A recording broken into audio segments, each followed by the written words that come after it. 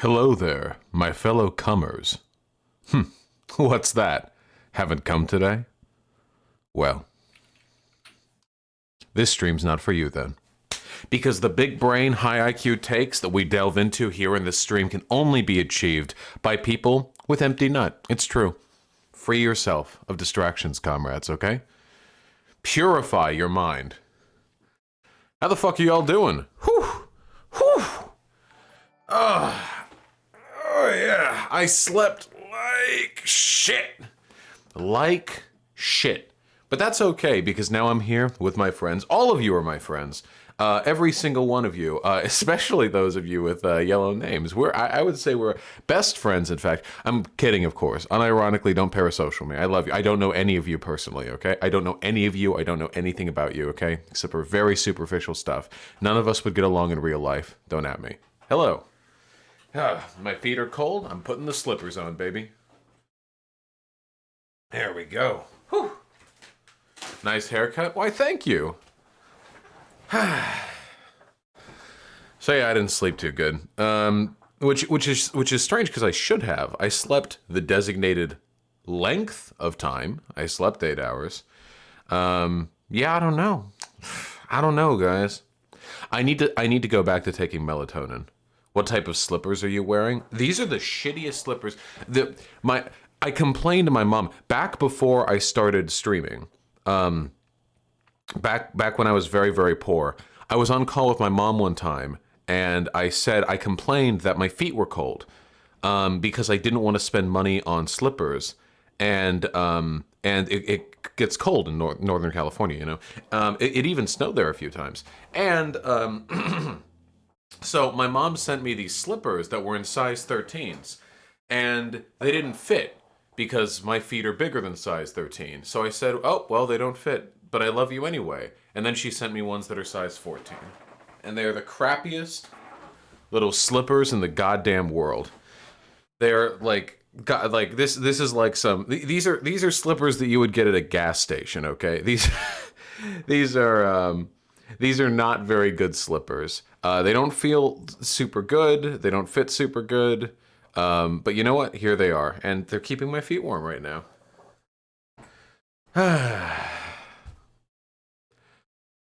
Being mean to your mom? I love my mom. My mom is fucking fantastic. Seriously, I feel so much sympathy.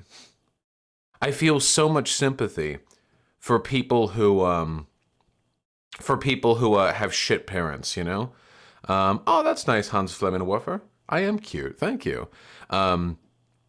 Because I have really, really great parents, you know? I grew up, like, really good. You can be afforded so much confidence just by way of having good parents. I know a lot of people don't get this. I feel like this used to be more common because, like, when people were raised communally, when you had a whole village to raise you, an individual sense of self-worth was influenced by the input of dozens of people, or sometimes even, like, hundreds, I guess. Which I think balanced people out a little bit more. But nowadays, like, everyone's locked off in their own little houses in the suburbs, you know, or whatever, which means that if you get kind of crap parents, or just incompetent parents, I guess, then, I mean, that can, like, devastate your self-esteem, you know? If you have helicopter parents, you can become dependent and reliant. If you have overly, like, abrasive parents, you can, like, rebel against them and be a fucking good-for-nothing. If you have good-for-nothing parents, then you can, like, never learn basic, like, essential life skills. It's, like, really, it's, like, crazy. Like, it's the balancing act of trying to raise a kid, I imagine, is incredibly tough.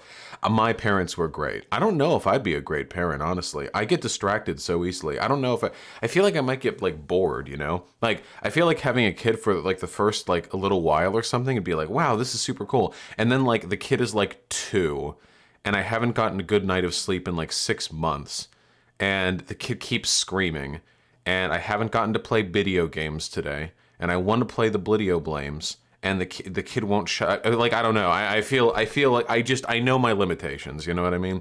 I feel like I'd make a great uncle. That's what I think I'd do great. I think I'd make a phenomenal uncle. If I pop in every once in a while, I get to be a dad, kind of, for like a day or something. and then I fucking dip and go play Blidia. You know what I mean? Or maybe I could be a dad, but I'd have to have like 8 other parents to sort of pick up my slack. You know what I mean? Damn. I miss the traditional gender roles, boys, because back then it was barely expected fathers even participate in the raising of children, you know? All I'd have to do here is stream. I'd go downstairs to get food that's already prepared for me. I would grunt at my girlfriend and she'd be like, "Yeah, took care of the kid for today. All right, thank you. Goodbye." And then I'd go back up and I'd play video games for 8 hours and I'd fall asleep. That'd be my man, baby. Ah, yeah, that's what I'm talking about. Yeah, and then when the kid turns out to be gay, I can fucking kick him out of my house. No, that's not true. That's bad. Don't do that. Bosh, you're bragging? How is it bragging for me to make a joke about how I think I'd be a bad parent? Isn't that the opposite of bragging? Aren't I acknowledging like my fundamental weaknesses as a person? I don't know. Kid fucking uncle? Whoa! Why you guys gotta make it fucking weird? I'm weird champing chat right now. Chat, you're getting weird. I'm weird champing you guys. You had to bring it there, didn't you? I was just making a joke about traditional gender roles. You guys had to make it weird. You guys did that. Strange.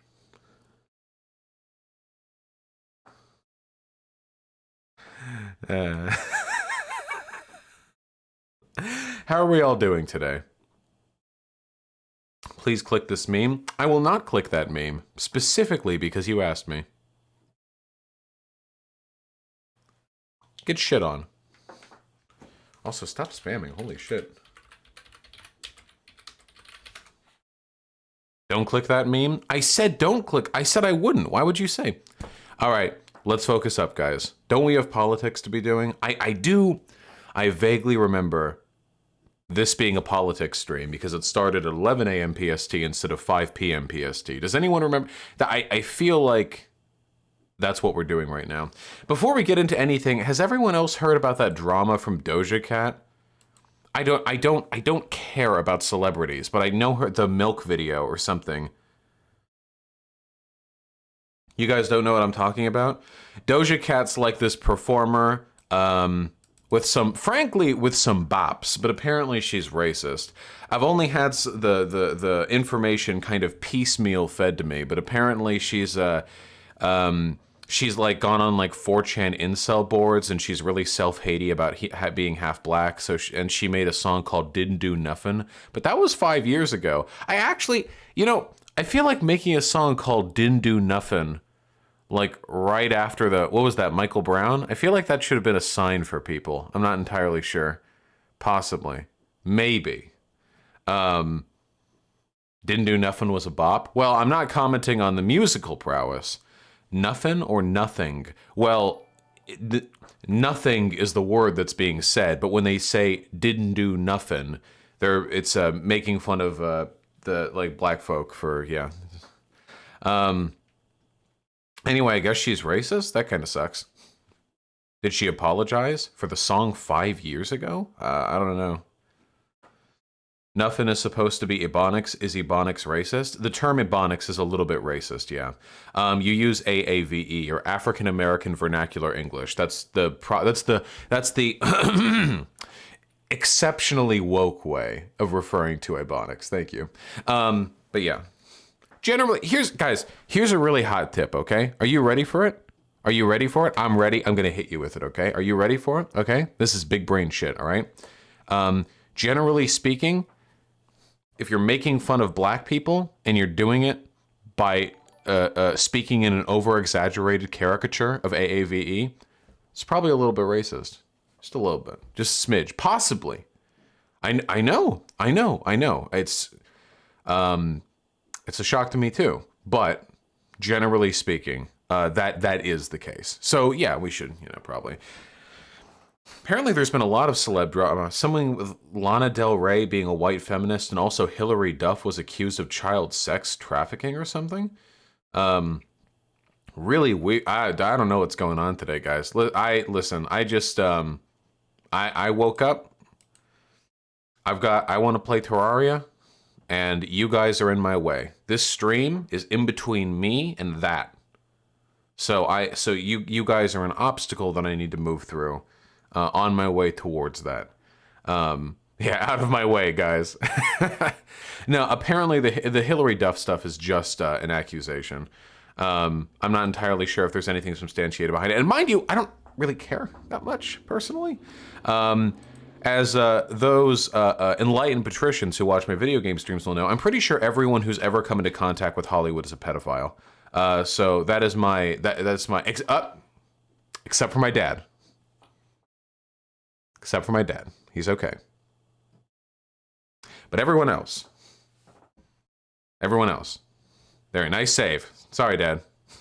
Love you.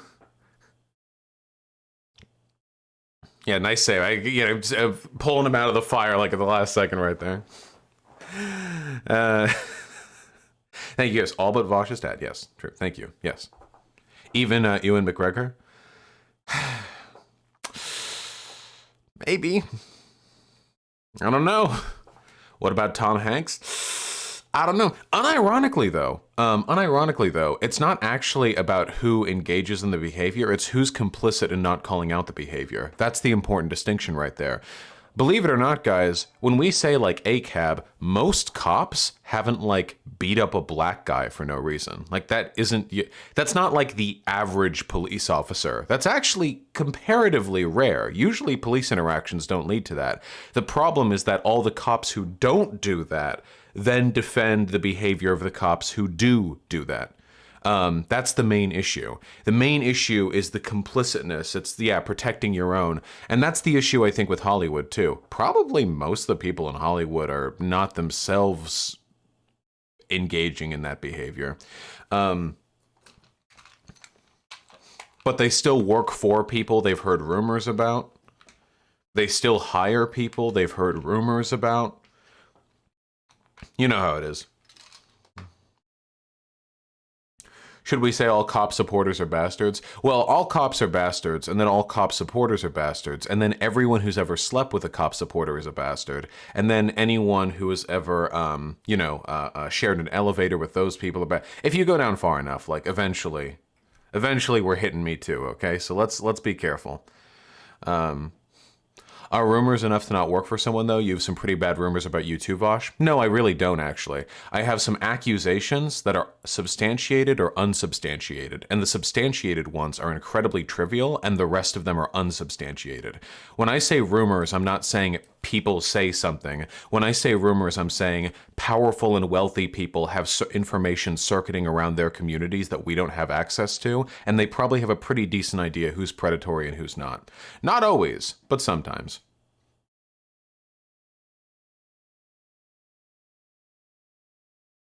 What's your opinion on Netanyahu's trial? You can probably figure out. You can probably intuit my opinion on Netanyahu's trial. When was that emote added? That emote was added like ages ago. Do a video on Donut Operator? I have no idea who that is. Guys, hey, guys, I'm trying to get a ban from Twitch. Chill. All right, folks, that's enough. It's too long. Don't they say that in Pirates of the Caribbean? Remember when Elizabeth is walking the plank and then that pirate kicks her? Does everyone remember that bop? The first Pirates of the Caribbean movie was fucking fantastic, okay? I'll defend that shit to my grave. The first Pirates of the Caribbean movie was a masterpiece. Masterpiece! The second and third one were fine action movies. Everything after that is the dredge, the hell, the nightmare zone of sequels. The nightmare zone of sequels. The second and third ones, I think, are defensible. You can watch them, they're fun, whatever. But the first one, that's a good one. Let's find the Biden clip, boys. No longer do we delay. We're gonna briefly get off the Riding with Biden truck, and we're gonna critique the truck, and then we're gonna maybe get back on. We're gonna find out. Okay.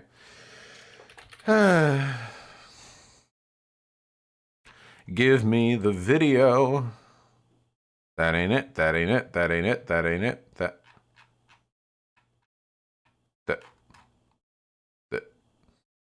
Guys, can you give me the video? Guys, guys, find the video. Link in chat. Guys. Pull up the video, guys. Tony.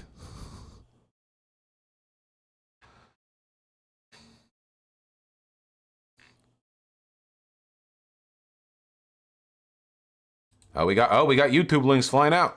What is this? Yep, and we're getting some bans. Woohoo!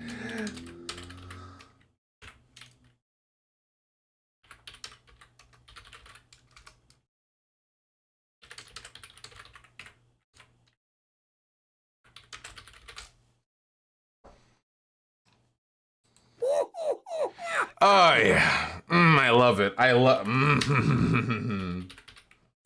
it.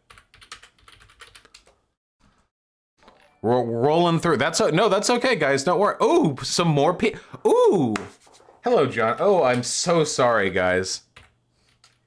You all blew your loads a little bit too early on this one, but now I know the purple links are you guys.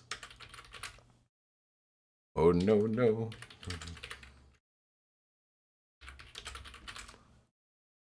All right, how many people have died? How many more need to die? Hello. That's an unrelated video.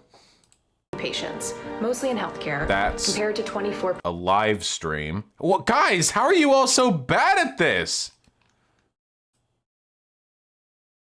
Holy shit, Gayfesh, thank you. Jesus Christ.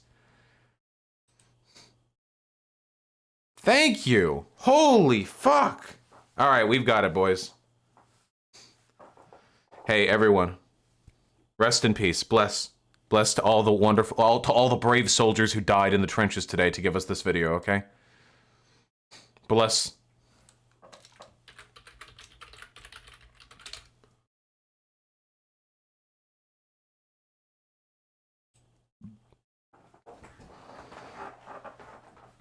Now, okay, we're getting right into it, folks. Listen up. As we all know, if you watch my content, you are black. We know this. This is true. Congratulations. You all have the N-word pass now. Don't use it here. Don't use it here. So now that we've established QED that we are all black, we have a vested interest, including me. We have a vested interest in, hey, toe the line, guys. We have a vested interest in making sure that the Biden campaign treats us fairly, okay? Listen, we're a powerful and respected voting demographic, all right? So, Joe Biden, we voted for you, us black people. During the primaries, we did tend to go to you. Pretty much every other minority group went to Bernie, but we went to you. And yeah, let's catch up with you. Hey, how we been doing? How have we been treating each other? Inform me. That's really our time. I apologize. You can't do that to black media. I can't do that to white media and black media because my wife has to go on at 6 o'clock. Okay. Oh, I'm in trouble. Listen, you got to come see us when you come to New York, VP Biden. I will. It's a long way until November. We got more questions. You got more questions, but I tell you, if you have a problem figuring out whether you're for me or Trump, then you ain't black. It don't have nothing to do with Trump. It has to do with the fact I want something for my community. You know, Thanks so much. That's really hard. Whew. That's some good, that's some potent cringe right there, baby. Oh, that came out of nowhere too. Man, it wasn't even after like a heated exchange or like he wasn't rebuking a bunch of accusations that Trump would be better for black people. He just threw it out there and then afterwards he smiled. Like, look at his face. I tell you, if you have a problem figuring out whether you're for me or Trump, then you ain't black. It don't have nothing to do with Trump. It has to do with the fact. Hey, look, he's got, look at him. He's like, yeah, got him. I got you, Jack. You're not even black. Oh man, wait, no, that's actually really bad. Oof. Yeah. Man. Oh man. So, yeah, it's racist. I don't think that can really be argued. And I'm going to explain why. First of all, okay, attitudes like that, directly, every time you say something like that, Candace Owens gets 2 inches taller. She grows more powerful. Because Candace Owens' big line, the big line that she likes to push, and a lot of Republicans push, black or white, is that the Democratic Party is the plantation. That's the place where the blacks are kept, and that's where they're comfy, comfy. That they're supposed to, hey, stay here. Hey, black people, stay here. Democratic Party. Hey, you're with us or you're nowhere, buddy. Okay? That's it. That's the Democratic plantation. And the implication inherent to that accusation is that you're not actually black if you're not a Democrat, and that's literally what Joe Biden just said. Now, mind you, if Joe Biden was an edgy, contrarian, evocative, political YouTuber, then maybe we could talk about this being a funny joke. Totally possible. Not the presumptive Democratic nominee for the President of the United States of America. That looks really, really bad. Like, oh my Christ. Jesus fuck. I can imagine, like, there's no way that Biden's, like, team, after he was done, it didn't, like, smack the shit out of him. Holy Christ. Like, he didn't finish that conversation, and then he, like, walks up to his, like, campaign manager with a smile, and they were like, they must have lost it. I mean, he has handlers, that keep him around on a little leash. I mean, okay, we have to talk about this, okay? Because there are some people who seem to think that this isn't an issue, and fuck me, I'm riding with Biden, but okay, we have to be able to talk about this, all right? First of all, the implication here is that the identity of blackness is being gatekept behind support for his presidential campaign. Now, this may be surprising to you guys because you're all low IQ Vosh viewers instead of high IQ Hassan viewers, but that is not the type of language that presidential candidates should typically engage in, generally speaking. If Joe Biden had said something along the lines of, here's what Joe Biden could have said that would have effectively brought about the same point with no racism. He could say something along the lines of, if you're having trouble deciding between me and Trump, I wonder how in touch you really are with the problems of the black community. And then he does like a big smile. If he did that, I mean, maybe it comes off like a little, maybe like a little tone deaf talking to a black guy or whatever, but that would have been fine. That would have been totally, totally fine. Condescending? I think that would have been fine. That's still kind of racist. I don't think that's kind of racist because it's true. Wait, I'll defend that. Bring a black guy on. I'll defend that. Yeah. If you think there's even a fucking question for who'd be better for the black community, whether or not you're black, then I really do wonder if you're in touch with the problems of the black community. So I don't think that'd be racist because like the sentiment would be completely true. Is it perfect optics? Definitely not. But it's a fuckload better than this. Just a better way of expressing the same sentiment. But man, he really went for that weird racial essentialism thing. Like, you're not actually black. It's like Ben Shapiro does the same thing too. You're not actually black unless you're with me. You're not actually a Jew unless you're a Zionist, Republican, what have you, You're not actually this, you're not actually that. That essentialism language is really, really God, I don't know. It's not good, guys. I wonder about the extent to which Biden is a racist. There's no denying that he is. I mean, he's like 1 million years old. So that pretty much guarantees it off the bat. Even if you don't look at his record, even if you don't look at like his record as a politician, it's pretty much just by way of his fucking antique status that he's probably he's got at least a touch of it somewhere deep inside of him. I don't know the extent to which that's the case, but when stuff like this pops out, I really don't know how bad it is. Isn't that ageist? No, it's not. God damn it. No, it's not ageist to say old people tend to be more racist. Got some fucking eager people in chat today. We're being real woke today. Anyway, yeah. It really makes me wonder, though, like, with Biden, like, when he says that, my personal opinion, okay? My personal opinion, this is my big hot take. Are you ready for it? is that while the statement Biden made is racist as shit, I don't think it actually betrays racism on his part. I think he's just fucking stupid. I think that's a more likely explanation here. Now, I'm not saying he's not racist. He definitely is. And I'm not saying the statement wasn't racist, because it definitely was. But the way he expressed it there feels more to me like an idiot choking on his own tongue than like some like slight expression of some deep internalized contempt towards black people. That seems more likely to me. But who the fuck knows, right? It's impossible to know. And it doesn't really make a difference whether or not your presidential candidate is A, racist and making racist statements, or B, too stupid to realize he's making racist statements. I don't really know, you know? Toss a coin to your dreamer. Anyway, none of this really factors into the utilitarian calculus of who I'm going to be voting for. After all, still better than Trump. That's all it really takes.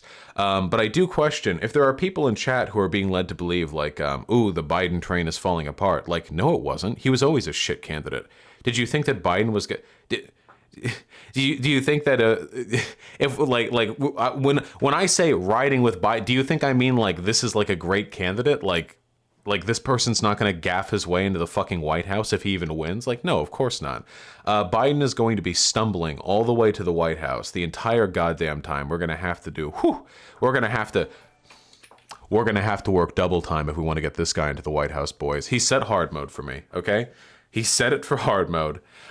This lowers his possibility of winning. Yeah, no shit. He's got hard mode, baby. What was that tweet from H Bomber Guy? Does Biden think he gets more rewards if he beats the presidency on hard mode or something like that? That was pretty funny. That may be the best tweet, I think, that come out of this entire gaffe. But it's true, though. Listen, hey, that only makes... Hey, where are my epic gamers? Where are my epic gamers in the audience? Hypers, if you're an epic gamer, if you're a true hardcore, full 100% achievement unlocking, legendary difficulty beating, the world record setting gamer, okay? We got some gamers in chat. That's what I like to say, all right? Huh. They messed with gamers. Gamers. People who will go to extreme lengths to push any presidential candidate into the White House, no matter how many times they gaffe. People who don't let the difficulty of the presidential race stop them from doing everything they can to push the least harmful candidate into office. They targeted gamers. You guys know the copy pasta. Okay, yeah, you guys, yeah, okay. Seriously though, for me, it's just a challenge, right? How often do we want to retry though? I mean, for me, listen, I'll let you guys know if Biden becomes worse than Trump. I'll flip the switch, okay? In fact, here's what I'm gonna do, okay? I'm gonna mount like a glass right here on the back wall. I'm gonna mount like a glass thingy, and it's gonna open up, and there'll be a red button, okay? And it'll say break in case Biden becomes worse than Trump, okay? And it'll be hooked up to my fucking fire alarm, all right? We're gonna have it there, and in case if we ever reach that point, okay, if things ever reach that point, okay, I'll get up, I'll flip it, we'll nuke it, okay, and then we're voting for Trump 2020, okay, because we don't not vote because that's pussy shit, all right. You vote for whoever does a better job. It's one or the other, okay. That's what we're doing, all right. Sounds like a lot of work. Yeah, well. It'll be the Trump 2020 button, okay? The red button will just be like the American flag with his face on it, all right? If it came out that Biden orchestrated the 1929 stock market crash, would you say Trump is better? I don't think Biden could have done that. Biden was only like 30 or 40 back then. Weren't most like executives back during the Great Depression, like in their like 50s and 60s? I don't know if that would be possible. I don't know if he would have like the clout back then. Biden did 9/11. It is there is a non-zero chance that Biden did do 9/11. Anyway, so now that we've all accepted the challenge, okay? Listen, we're all like the Mission Impossible guy. What's the name of the Mission Impossible guy? Does anyone know? What was the name of the Mission Impossible dude? The dude who did the impossible missions. What was his name? Not Tom Cruise. Ethan Hunt? Holy shit, that is oh my god, that is such a cringy name, dude. Holy shit. Jack Steele. Slate Furnace. Ethan Hunt. Like, yeah, like, wow. Okay, sure. That's a gamer name right there. Anyway, yeah, we've accepted the mission, okay? That's what we were all doing, all right? That's what all you were doing, okay? When Biden made that legendary gaffe just fucking yesterday, okay, with the black people thing, you were sitting there in your room, okay? The lights were off. It was dark. You had the curtains drawn. You were jerking off to furry porn, okay? I know what you all were doing last night. And then a brick gets thrown through the window, all right? There's a device attached to the brick via tape. You pull it off, and it says, your mission, if you choose to accept it, is to get this dumb fuck into office. Please, holy shit, God, please, we can't survive another Trump presidency. Please, holy shit, this mess will now self-destruct. And then it exploded in your face, and like it got smoke all in the room, and it set off the fire alarm, and then the fire engine came, and the parents were like, what the fuck, why is the fire on? Were you lighting matches in your room or something? And then the fire guys were like, hey, we got to check your room, what's going on in there? But then you realize you didn't close the tabs, and they take a look at your furry porn, and they're like, I don't know about a fire, but this is pretty hot. And then they all start laughing and high-fiving each other, and then you get grounded. That's what happened last night, I assume, to most of you. Okay, so that's where we are right now. Yeah, every night. It's just a weekly occurrence. What is the point of this analogy? Eat my ass. Anyway, yeah. So yeah, we got it. Really though, this is a serious issue. We already have youaintblack.com. They're already selling t-shirts. I think Candace Owens made that t-shirt. What was it, like I am black or something like that? Like they're already marketing the fuck out of this. If you have a problem figuring out whether you're for me or Trump, and you ain't black. If you have a problem figuring out whether you're for me or Trump, and you ain't black, and you ain't black, and you ain't black.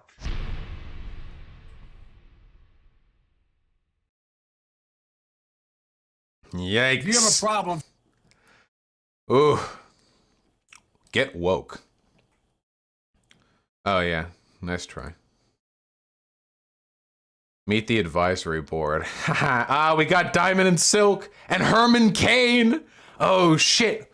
We've got known accomplices running around. Herman Cain, I haven't heard that name in years. Holy shit.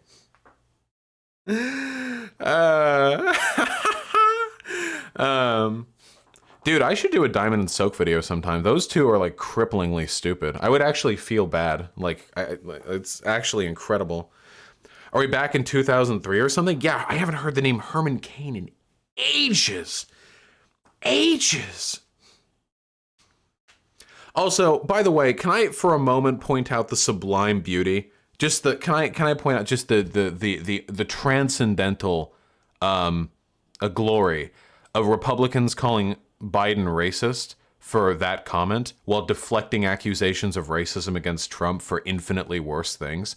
Can you imagine if Biden had said like something like the black people, they're murderers and thieves, and some I assume are good people. Like the campaign would be over, but the Trump people, they're like, actually, Pepe, okay, sign. Actually, he means he actually just is referring to immigrants. It's not actually a racial thing. Yeah, it's pretty funny. The standards is always going to be higher. The standards are always going to be higher for us. Didn't Herman Cain have a rape accusation? Jesus. Guys, all Republicans are rapists and pedophiles.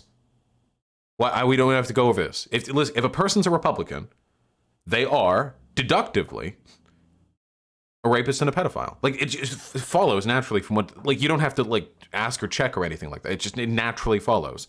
Deductively, yeah. So there's not really that much of a need to go over it. The standards are always going to be higher for us. I mean, there's a reason why Trump supporters will like excuse any behavior of his, like literally anything that he does. And it's because like they don't really care. The only thing, when it comes to stuff like racism or sexism, the only thing that Republicans actively need to care about is avoiding engaging in optics that are so bad that they draw unilateral or multilateral condemnation. That's the only thing that matters. As long as they can avoid hitting like the nuclear button and getting everyone on Earth to collectively agree, like Charlottesville would be an example of that, then they're pretty much in the clear. Whereas we're always going to be scrutinized for everything that we do and every mistake that we make. And by we, I'm including Democrats in here too, even fuckheads like Biden. Well. Remember, boys, I'll hit the button. I'll hit the button if we cross the threshold, but until then, it's time.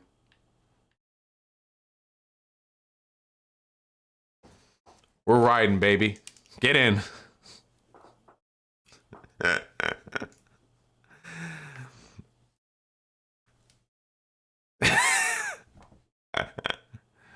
Oh yeah, fucking Slavoj Žižek actually is supporting Biden now, which is really funny. Or that. Can we get that? Hey, Jack, can we get a hit on that?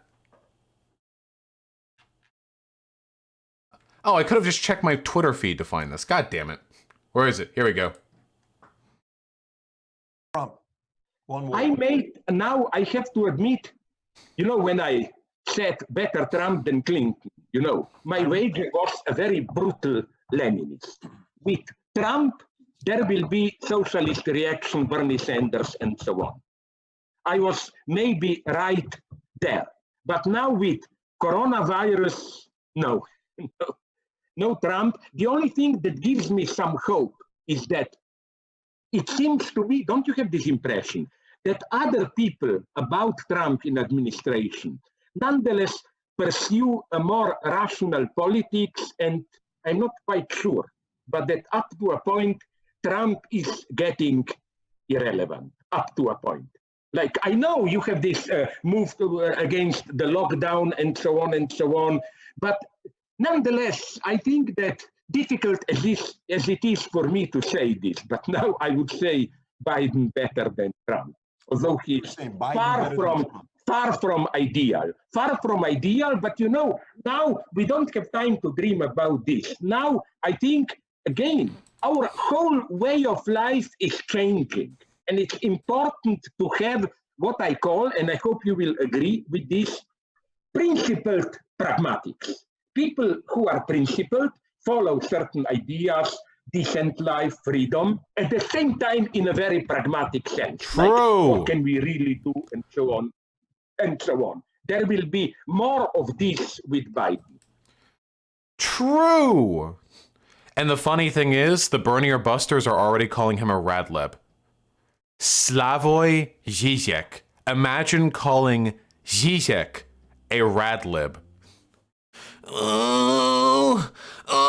I'm the only real leftist. I have read 1/3 of one article that Lenin wrote that was on Marxist.org. I got into politics in 2016. I know everyone's a radlib. Everyone. Chomsky. Zizek. Yeah, they're losing it, dude. Everyone but me. Actually, leftism is when you lose elections. Actually, historically, that's not that far off, is it? Dude, if Bernie Sanders had won, we would have turned on ourselves so fucking quickly, dude. Like, you can't be a leftist and win an election. Are you fucking kidding me? I'm pushing for Bernie Sanders to be impeached. They would have done that, by the way. If Bernie Sanders had won, like, day one, he has to, like, pass some bill, and shelved into that bill is, like, some other irrelevant shit that gives military funding. They would have tried to impeach him, like, day one, like, Bernie! You are the chosen one. You said you wouldn't be like them. But like, because they have no idea how the political system works. They're lost. They're completely delusional. They have no fucking clue. They have no idea. They actually can't fathom. Like, to them, it's just like this infinite, like, purity spiral, you know? These fucking LARPers, dude. Hey, base Zizek, though. Zizek's argument is that he preferred Trump to Hillary Clinton in 2016 because Trump would advance material conditions to a point where it could facilitate, like, a resurgence of the left. You could argue that's happened, and now he argues that that time is done, and that if Trump continues to be in office, it won't do any benefit for the left, but it will do much, much more harm for the world. So now we gotta vote for Biden. I mean, there you go, right? He engaged in principled accelerationism back in 2016, whether I agree or disagree with it. And now he has the principle to step off and say, hey, we need to actually do some other thing now. We got to take a different route this time. I would argue that Jreg was wrong in 2016 too, but the fact that he's willing to actually change his stance on it means that pragmatism is factoring into his decision-making process. What about his take on Macron? I don't know. I don't follow every take of Jreg's. I mean, he's a very funny guy. He's very good. I saw some of you guys making fun of my man Jreg in chat. You guys were saying he was gross and moist and shaking. What is wrong with you guys? He has severe anxiety and he is a quivering. So many of his calories are burned in his head because his brain is constantly working at overdrive. He's overclocked like his fucking neurons, that he doesn't have the additional caloric energy necessary to control his body, okay? With that famous picture of him walking down the street while like deep throating 2 hot dogs, like he needs to eat a fuck ton just to keep the brain afloat, you know? Yeah, everyone's a rad lib except for the direct descendants of Karl Marx. True leftism is actually a hereditary monarchy of people descendant of Marx. That's actually true leftism right there. That's actually the only real way to bring it about. The interview with Michael Brooks was so bad because his camera was on his lap and it was shaking so violently his screen was all artifacted. Yeah, well, Jreg is also a fucking idiot, so there's that too. But like lovingly, you know? That is really funny. Yeah, here's Jreg. There was a video of this, but here's a screenshot of it. Here's him walking. I think he's in New York or something. He's just going to town. He's just having a good time, okay? Absolute king. Absolute champion. Fucking legend. The dude literally has like a framed portrait of Stalin somewhere in his house. I don't know if this guy's the rad lib target that the fucking Chapo cells are looking for. Oh god, I hate the Chapo cells so fucking much. Imagine calling this guy a rad lib. Holy shit.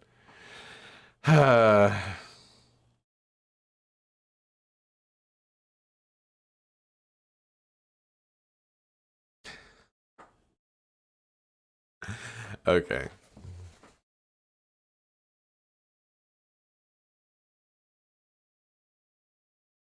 How's Chapo Trap House doing with their takes? Isn't the one guy still dead? Isn't the one guy still dead? Virgil, yeah, does anyone know what happened? Virgil, Texas, he was my favorite of the guys. What happened to him? No idea? He dipped with Patreon money? Wait, did he actually fucking drop out? Don't pretend you're not listening to the pod. I haven't listened in 2 months. They actually got like too bad for me.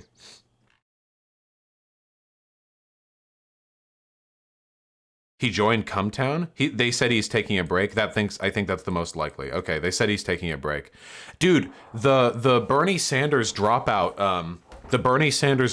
broke them. It killed them, dude. You can actually hear it now in the Chapo podcast. When they talk, they're all like, yeah, we should probably do something about that. And, wow, that's a funny take on Star Wars. Yeah, if only anything meant anything anymore. Yeah. That's legitimately what I feel like the Chapo podcast is like. Felix is still based, not gonna lie. Their takes got really fucking bad, dude.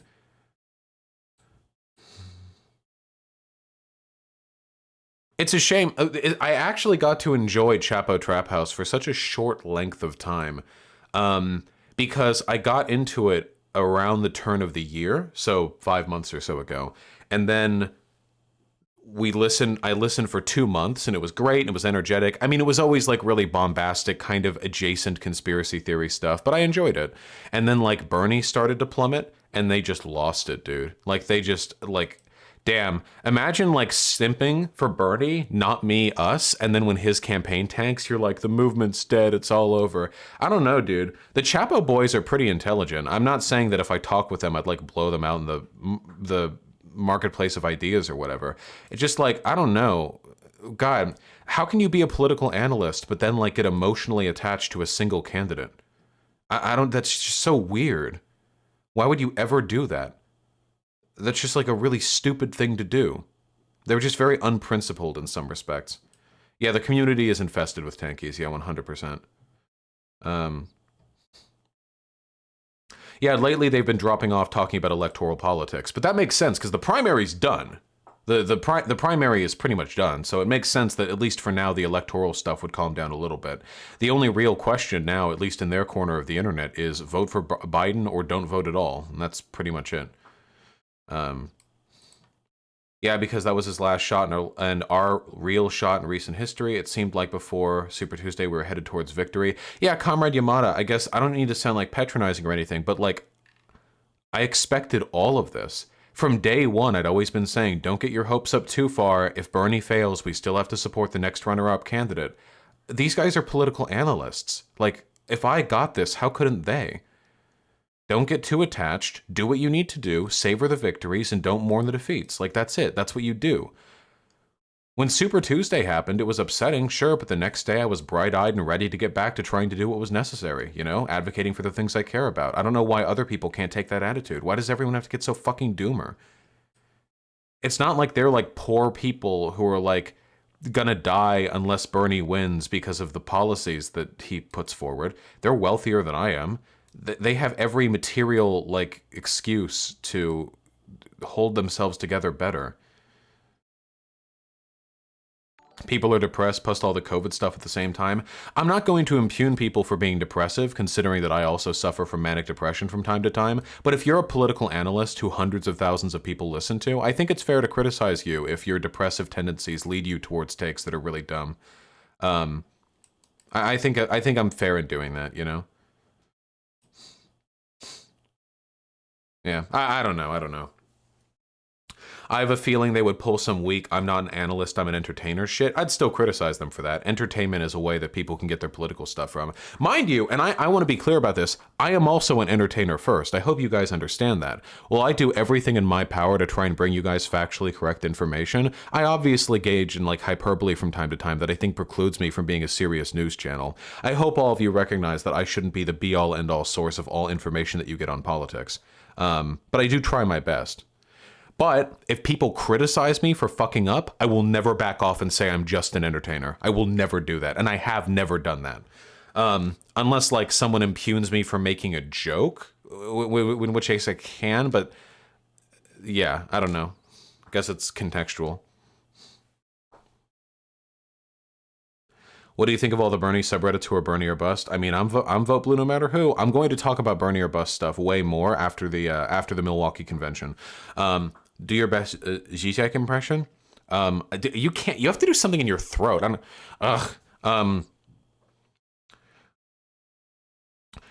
after the disastrous implications of the 2016 election, yeah, I can't do it. I think I used to be able to do it better. You got to practice that shit though. Yeah, it used to be so much better. It's all going down. That was bad. Oh, I'm sorry. Do you guys want to come on stream and one by one do your best impressions? Is that what you'd like to do? It's a nasal thing? Yeah, I can't. I have a clean sinuses right now. No, we're not. No, it was rhetorical. No. Everyone who said yes is getting brought on right now, and you're getting permabanned if yours isn't better than mine. That's the new rule, okay? No. All right. Should probably look at donations before we talk about Jreg, huh? That seems like a reasonable thing to do.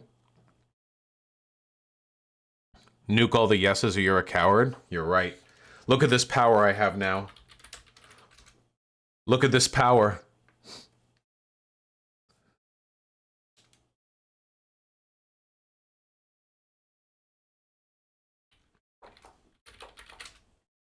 Wait, how do you do...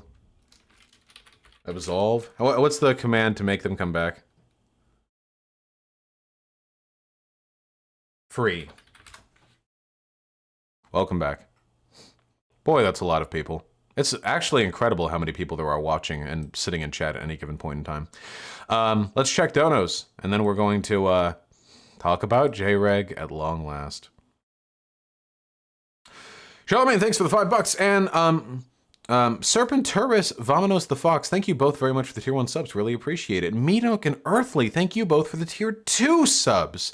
Yes, Earthly, I am happy that Harkton and I have made reparations. I've apologized to him for insulting his the Jewish homeland or whatever. I don't fucking know. Yeah, no. Dan's actually always been really funny, in my humble opinion. Bethaldo, thank you for the gift of tier 1 sub. Comrade. And true, Thomas Witt. Yeah, DNA testing was pretty much the only way now. Happy Saturday, Vosh. I donate more, but I lost 20K this week in VTIQ puts. Don't donate to me if you just lost $20,000 in fucking stocks. Jesus, Giorgio. Well, thank you anyway. Neon North, 2 pounds. One YouTube shooting was not enough. Censoring cons. True. And Sake Tanuki with the $10. If Tom Cruise was on this mission, he'd already be worshipping the xenomorph and asking it to cure him of his homosexuality. Mission OT9. That must have been from last night. In fact, I'm almost certain that it was. Wait, last night, how did Tom Cruise come up? Wait, how does that work? Because we just talked about Mission Impossible here, so why would you... Huh, I wonder how it came up last night. I learned a new slur on Twitter and now my brain is broke. Vosh, tell me why Doja Cat would betray us. Doja Cat's always been kind of dicey, hasn't she? I mean, the songs are nice. You guys know the Milk song?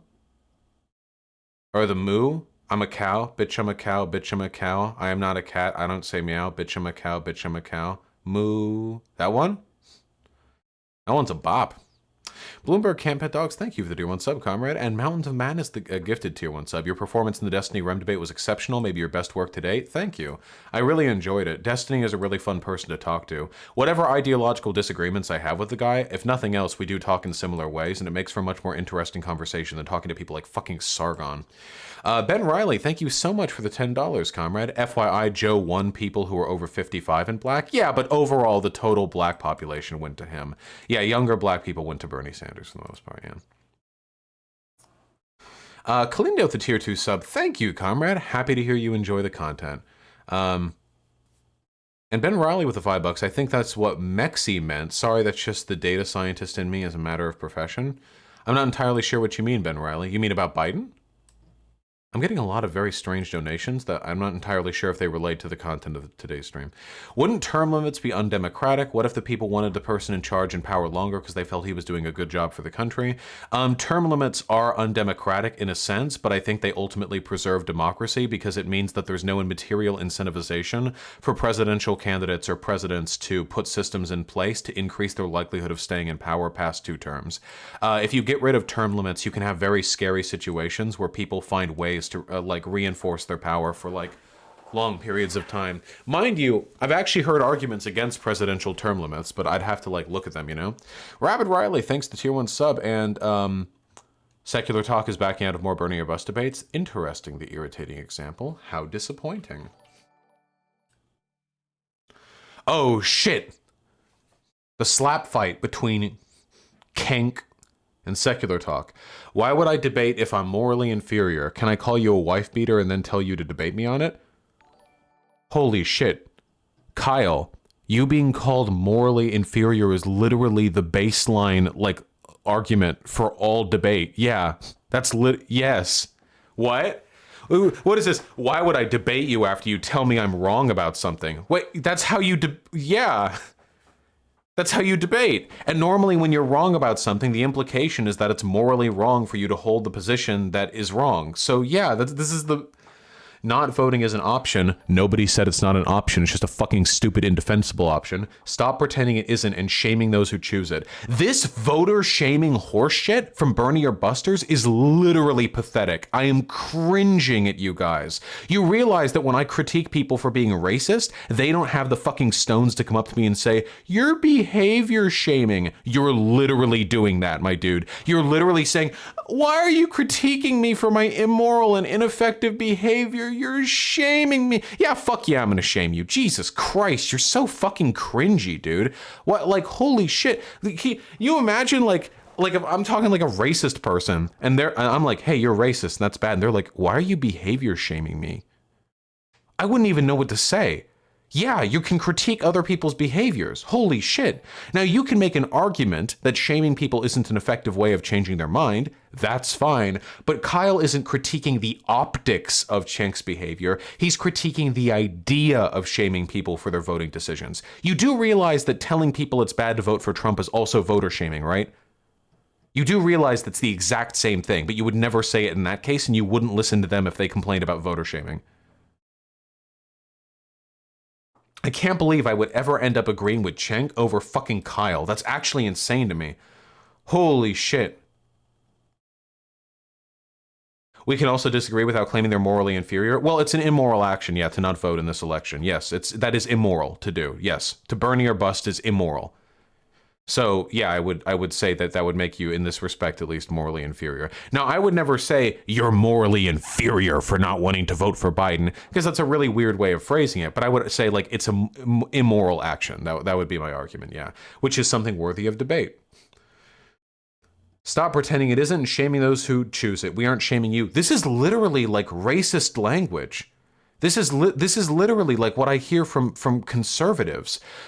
I'm not shaming you for not being racist. Why would you shame me for being racist? Like, it's baby children whiny goo goo gaga bullshit. Holy fuck, we're supposed to be adults here. I'm gonna kill myself, dude. I can't do it. I can't keep doing it, guys. Chapo Trap House all fucking fall and simp and fall head over heels for a person whose logo is not me, us, and then act like babies after that person drops out of the fucking primaries. Kyle Kulinski, don't shame me for my behavior. Like, fuck, dude. Holy fuck. I wanted to have a convo with Kyle. I would have debated him in extremely good faith, and that would have made him look very bad because his positions are indefensible. Hey guys, I know you keep hearing this rumor of principled Bernie or bust positions. Hey, trust me, buddy. If there were any, their leaders would not be talking like this. Okay? Just so you guys know, if there were principled Bernie or bust positions that were morally and optically efficacious, then they would not be looking like this. They would not be whining that people are critiquing them. They would be making those arguments. It ain't there, baby. All right, I'm sorry. I keep saying we shouldn't get into the Bernie or bust thing. Vosh, I have to remind you that you're white. Ah. Ooh. Oh, hitting me hard right to begin with. Okay.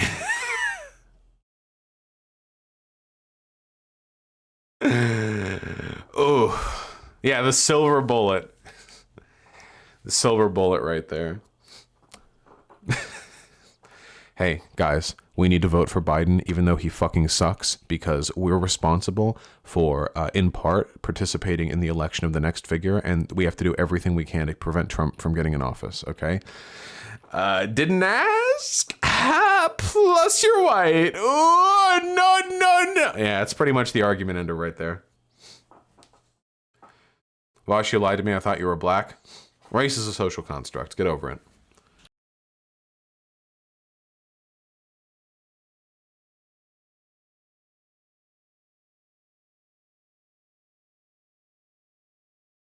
Life. I'll have my debates when I have my debates. I didn't see the full live stream of Theory Play, but I just saw like 1 second of it.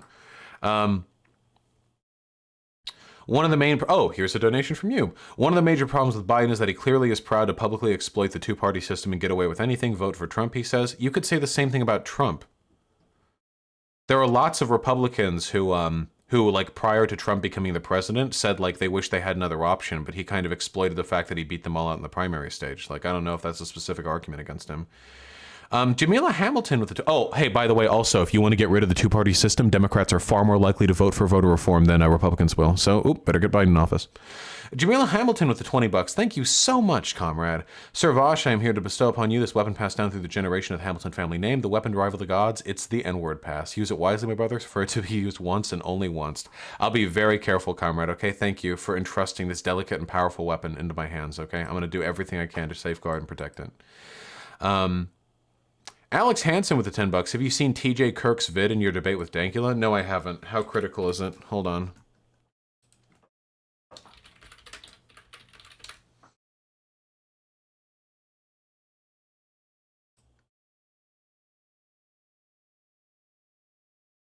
I don't see it on the amazing atheist channel. Oh wait, these are all like 3-hour videos. Does anyone have a link to that video? Biden said, look at my record when it comes to black people, and said the NAACP has endorsed him. They haven't and never have. Yeah, and fucking Bernie never had 9 super PACs, right?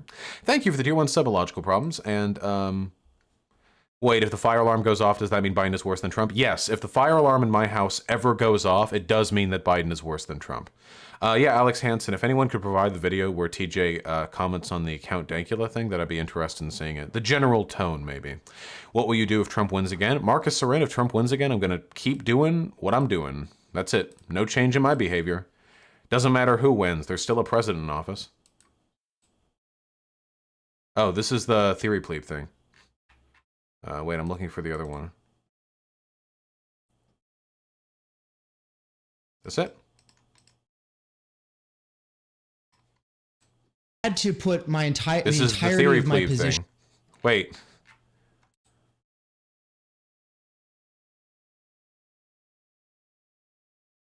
Who do you think would come after Trump? Who the fuck knows? Nobody could have guessed that Trump would come after fucking Obama, you know? Sean with the $5. This is an ad from a Republican congressional candidate from where I live in Georgia. Running for office as a Republican is so fucking easy. Oh, shit. What is this? Obamagate. Pelosi, Comey, Schiff, Obama, and Biden. The deep state actors tried to impeach President Trump and throw General Flynn in jail, and they almost got away with it. President Trump is working hard every day to make America great again, fighting not only the socialist Democrats, but also the fake news media and the communist Chinese. President Trump needs me in Congress to have his back, save America, and stop socialism. God, it is so easy to be a Republican, dude. Holy shit. They have the easiest fucking... The distributors to the video you? Yeah, I saw it. I'm not giving that guy attention. That guy's fucking crazy.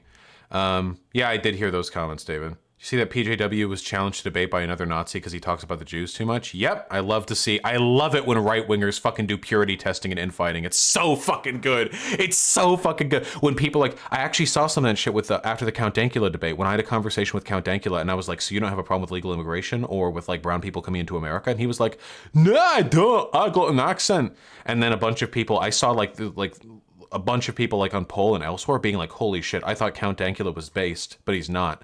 Which means either that Count Dankula had to lie and make himself look weak to me, and then he's going to backpedal to his audience later, or B, it just means that that he'd never like actually indicated his immigration positions to other people effectively enough. David, I'm familiar with the YouTube channel Hakeem. People keep asking me to watch it on stream so I can get my like anarchist left com ass blown out, but yeah. I've seen some Hakeem videos.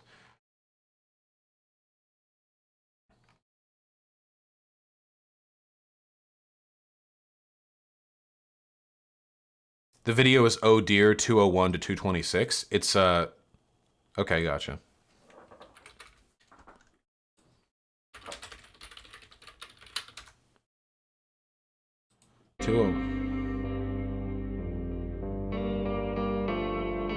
Excuse, early on in his channel of like, when you get the reputation like me as a debate, because like even before he did the debate, he was talking about like, I don't know why I'm doing this. And the basic conclusion... Guys, TJ understands my pain. TJ, my man. Versus Count Dankula. The you probably know Vosh from my conversation with him if you checked that out. You probably know Count Dankula as the dude with the Nazi pug. You know, he taught his pug to do the little Hitler salute to trigger people, and he got in like legal trouble for it ridiculously. Like, what a waste. Oh shit, I guess my batteries are dead in my other camera. It's a white supremacist. There's no way you can prove that someone is like secretly a fucking white supremacist. You can have like suspicions based on, you know, behaviors and statements and stuff like that, but unless they've come right out and said either outright, I am a white supremacist, or they've said in a fucking totally serious, like deadpan manner, like, you know, I believe that white people are superior to other races, or, You know, whatever your standard is, like unless you have some statement to the effect of, like, and even then you can't win because they can just say, oh yeah, you know, I said that, you know, it was a different time and I've since backed away. I love this guy so fucking much, dude. Holy shit.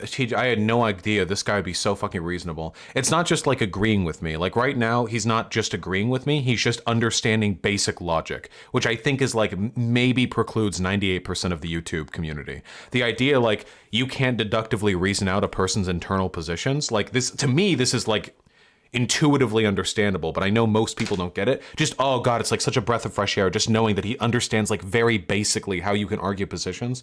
Oh god, it feels so good. Oh god, it's so fucking good. And I think he looks good with his shorter hair, in my personal humble opinion. But that's just my personal humble opinion. Alright, we're almost fucking done. Have you seen Bad Empanada's Burn Your Bus video? He also called you a racist on Twitter over the whole black nationalism drama. Yeah, Bad Empanada is... You linked me a video unavailable. Did he delete this video? Yeah, Bad Empanada is a fucking lunatic when it comes to me. I have no idea why. Because that Columbus video was actually super good. It's really actually like a super fucking big shame.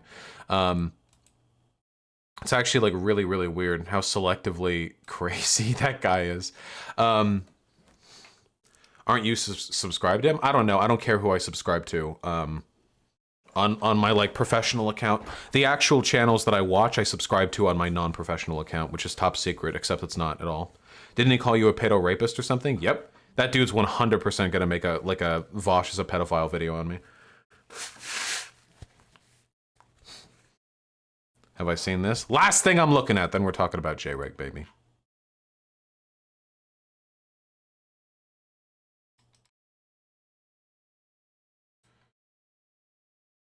The fuck is this? Good morning to you. Overnight this happened. You got more clear, Trump, and you ain't black. Yes, the dancing, yes. But that's gonna get me copyrighted.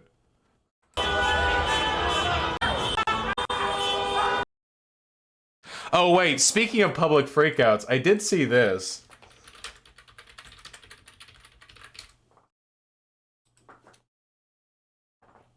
Such a good song, though. Yeah. Here, wait, hold on. I saw this in public freakouts just yesterday. Did you guys see it?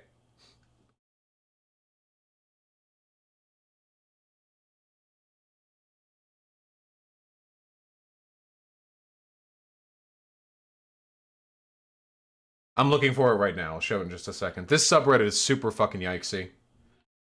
90% of this subreddit is just like making fun of poor people.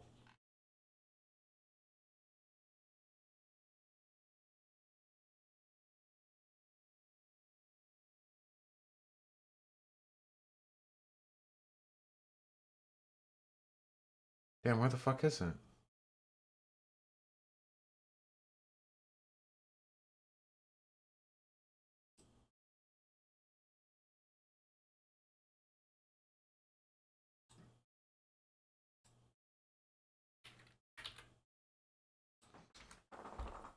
Stop edging us. Shut the fuck up. Here we go. I saw this. No, not that one, Comrade Yamada. This one. Somebody linked this at me. This was one of those like what is well-meaning but very bad optics kind of thing. So we're in some sort of gay neighborhood, I assume, judging from the Rainbow Street. This is the neighborhood, and you are not welcome. That's why I need to be here.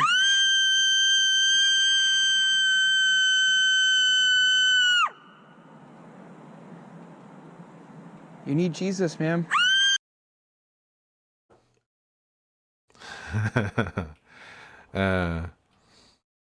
Apparently the guy who is recording is some homophobic pastor who's just looking for like lolcows. Yeah, I think I've actually been to this neighborhood. I'm pretty sure this is Seattle.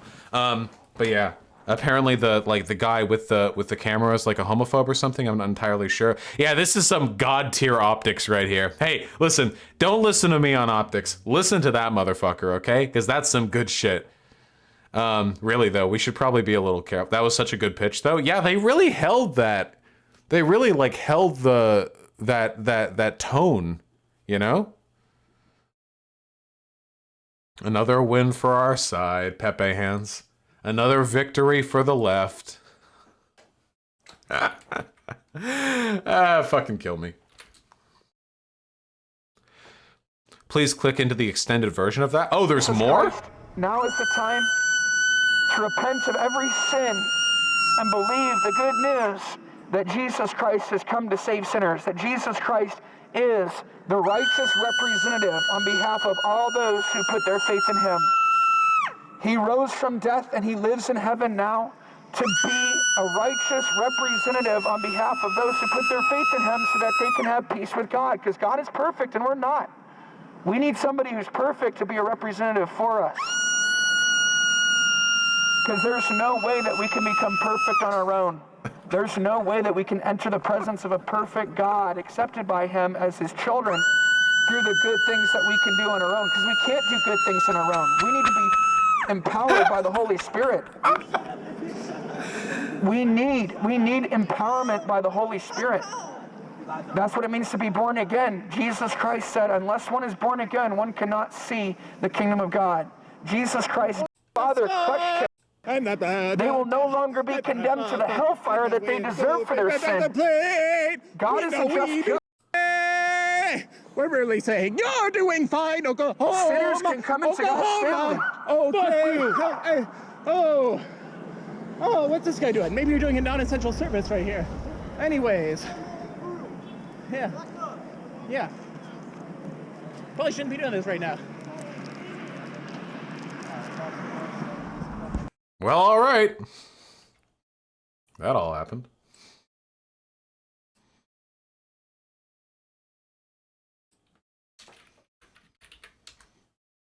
Isn't this praxis at this point? Generally speaking, if you want to disrupt some behavior in public, you probably don't want to engage in behavior that will only reinforce the preconceptions of the other people against you. Generally. This is an old Antifa tactic from the 1930s. My great uncle used to do that. Yeah, but like doing the triggered froggery probably isn't like the best way of responding.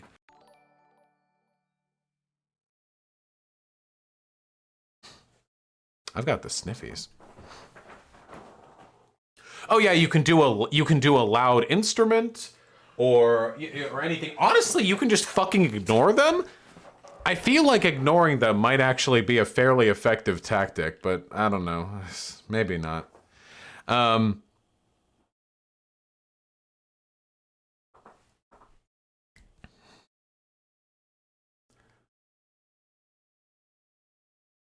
I'm not a huge fan of Jreg. I've said that before. I've gotten canceled for that before. That's life. What are you gonna do? I know a lot of people do like Jreg quite a bit, and I understand why. Because Jreg is actually pretty funny. Like Jreg, I actually think Jreg, like very good comedic timing, funny, prescient. I like political jokes, blah blah. I like all that stuff. The reason why I don't like Jreg that much is because I don't think Jreg does very good satire. You've all seen the image on Twitter, right? Satire requires clarity of purpose, lest it be mistaken for that which it intends to critique, or something like that. I have no idea what Jreg's actual political positions are. I admit I find the actual running gag a little bit tired now, in my personal opinion. The whole like, haha, I'm an unironic anti-centrist, I'm okay with every radical. This is literally just the political compass meme subreddit, except distilled down into YouTube.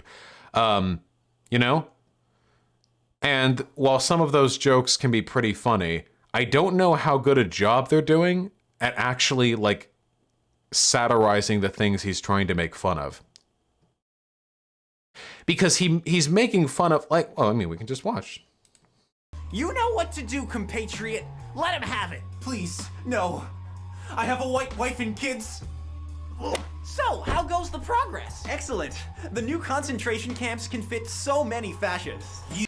Get it? It's like if Antifa take over, they'll do the Holocaust, but it will be of fascists. That's the whole video. What's gonna happen to us? Nothing's wrong, son. Just keep praying to Hitler. Hello! Oh, hello! you're just in time for some gluten-free bread. No. That's not why I'm here. Yeah, you get, because they're the not, get it? Because the Antifa are the Nazis? Look. It's actually as well as I thought it would. Get him! Get him! It's actually they, them. What?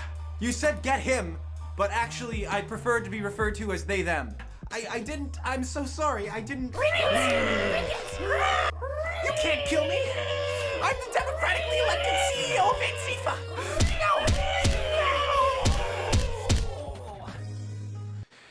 Now, the joke here is Antifa are the real fascists. Because that's the joke. There are a lot of people... The production value of this is unironically hilarious, though. This just... all the little green screen clones, like, shuffling around badly and stuff. Like, that's very funny to me, I will admit. But the Antifa are the real fascists thing. Like, that's a thing that a lot of people unironically say, right? And the joke here is like, haha, what if Antifa really were the fascists? But it's not satire. Because it doesn't actually critique the people who hold this belief. All it does is provide a jokingly facetious version of that belief. Proper satire would be challenging the preconceptions of the people who believe Antifa are the real fascists. But it's clearly a joke. I'm not saying it's not a joke. There's a difference between a joke and satire. As a joke, it's fine. It's obviously a jokey video. Does anyone think I'm accusing this video of being serious? But as satire, it doesn't really critique the people who believe that, because fascists can watch this video and just think, haha, that's funny. Yeah, that kind of would happen, I guess. Because it's not actually challenging them. What it's doing is, okay, wait, how do I illustrate this difference, okay? There's a big difference between, imagine you sit a fascist down and you make them watch two videos. And one of them is a video which critiques and makes fun of people who believe Antifa are the real fascists. And one of them is one which just shows Antifa being the real fascists, but in a jokey, facetious, hyperbolic way. Do you understand the difference there? It's the difference between parody and satire. It's the difference between critique and just making a joke. All of the problems that I have with Jreg fundamentally boil down to like this basic distinction. It can be very difficult, I think, for people to recognize that just because you're making fun of an idea doesn't mean you're satirizing that idea or the people who agree with it. There's a very fundamental difference between those things. If you look over all the videos that he has, and by the way, some of Jreg's videos I think are sincerely great. Does everyone remember that suicide video? The video he did on suicide a while back. Does everyone remember that? That was Jreg, right? Where he talked about like suicidality and his depression and stuff. I think that was, I don't think that was satire. How far back do I have to go to find that one? Whatever the case is, like some while back, he did a video on like suicidality and depression. And it came from a pretty sincere place, in my humble opinion. Oh yeah, here we go. I want Ted to die. See, there you go, that one. If you ever want to, feel like shit, he literally ended it with, it's just a meme, I'm not actually depressed. Yeah, but that would, in my mind, would actually be satire. So if you do a 30-minute video where you sincerely and fairly in detail depict your suicidality or discuss your feelings, and then at the end you're just like, lol, it's all a joke, haha. What you're doing at the end is satirizing the idea of people who hide behind memes to avoid actually discussing their depression. Nobody could watch that video and then watch the end of it and think, oh, he really was joking. They would think at the end, this is a critique of people who try to make jokes to hide the depression. That's the difference between satire and just making a joke. Not all of his videos are supposed to be satire, though. Oh, okay. Then if they're not trying to be satire, then I would say they're actually problematic, because a lot of these videos seem to attract a fuck ton of fascists who unironically agree with him. His community is fucking full of Nazbols, fascists, tankies, and people from the far-right political spectrum. I know for a fact that his Discord is literally packed to the brim with Nazis. So if we're going to avoid the satire label, then I'll just criticize him for fostering a far-right community, because he's more interested in playing out the exact same ad hoc fucking joke than he is in maintaining a community that actually has decent values. So maybe we should stick to satire being the intended purpose of his commentary. Maybe that would be preferable. The ban porn video, his server is literally divided evenly across a political compass. Hey, my dude, I'm going to give you a hot tip, okay? Are you ready for it? If your server is 25% Nazis, it's a Nazi server. That's my hot tip right there. That's a little secret I can throw your way. If you've ever been to the political compass memes server or subreddit, if you've been to that subreddit, guys, this place is literally full of Nazis. Because see, look, it's literally the Jreg bit, except in a subreddit. Everyone chooses their quadrant. They go lib left, off right, or lib right. They go, see, look, everyone's got their little fucking tag. The mods have their tags too, and everyone makes fun of each other, except a startling number of jokes here are literally just far-right or neo-Nazi propaganda. A little bit weird. See, that ultimately is the issue. Any community which tries to pull an equal hand to the values of the far left and the far right is only doing a service to the far right. If you put two people on an axis, full egalitarianism and literal neo-Nazism death camps, and you say these are both extremes, and extremes are funny, then what you're inherently doing is propping the right up. The left doesn't need to be propped up by some kind of weird equivalent exchange like satire line. The right needs it, because the right is the one that's trying to be taken seriously.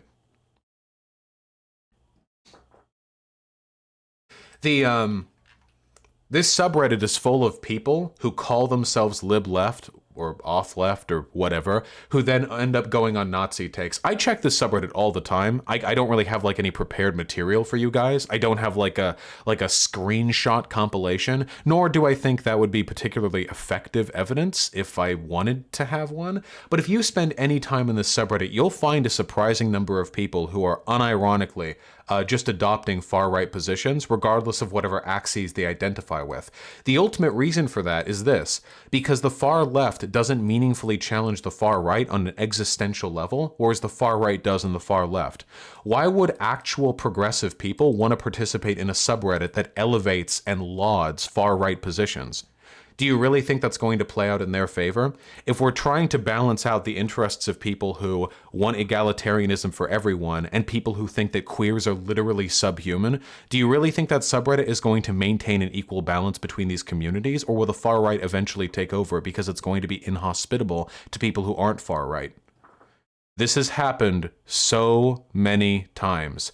This happened in Pull. This happened in the Gamers Rise Up subreddit. This happened in Kotaku in Action. Every single time you allow a contingent of far-right people to be given an equal voice in a community, the Donald too, exactly. Yeah, things go further and further. Top post of that week in that sub is literally the Jewish question. Let's take a peek.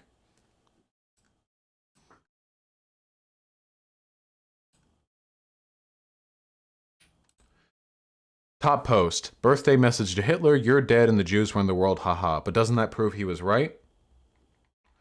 Let's see what the comments turn to look like. Let's see if we go down a little farther.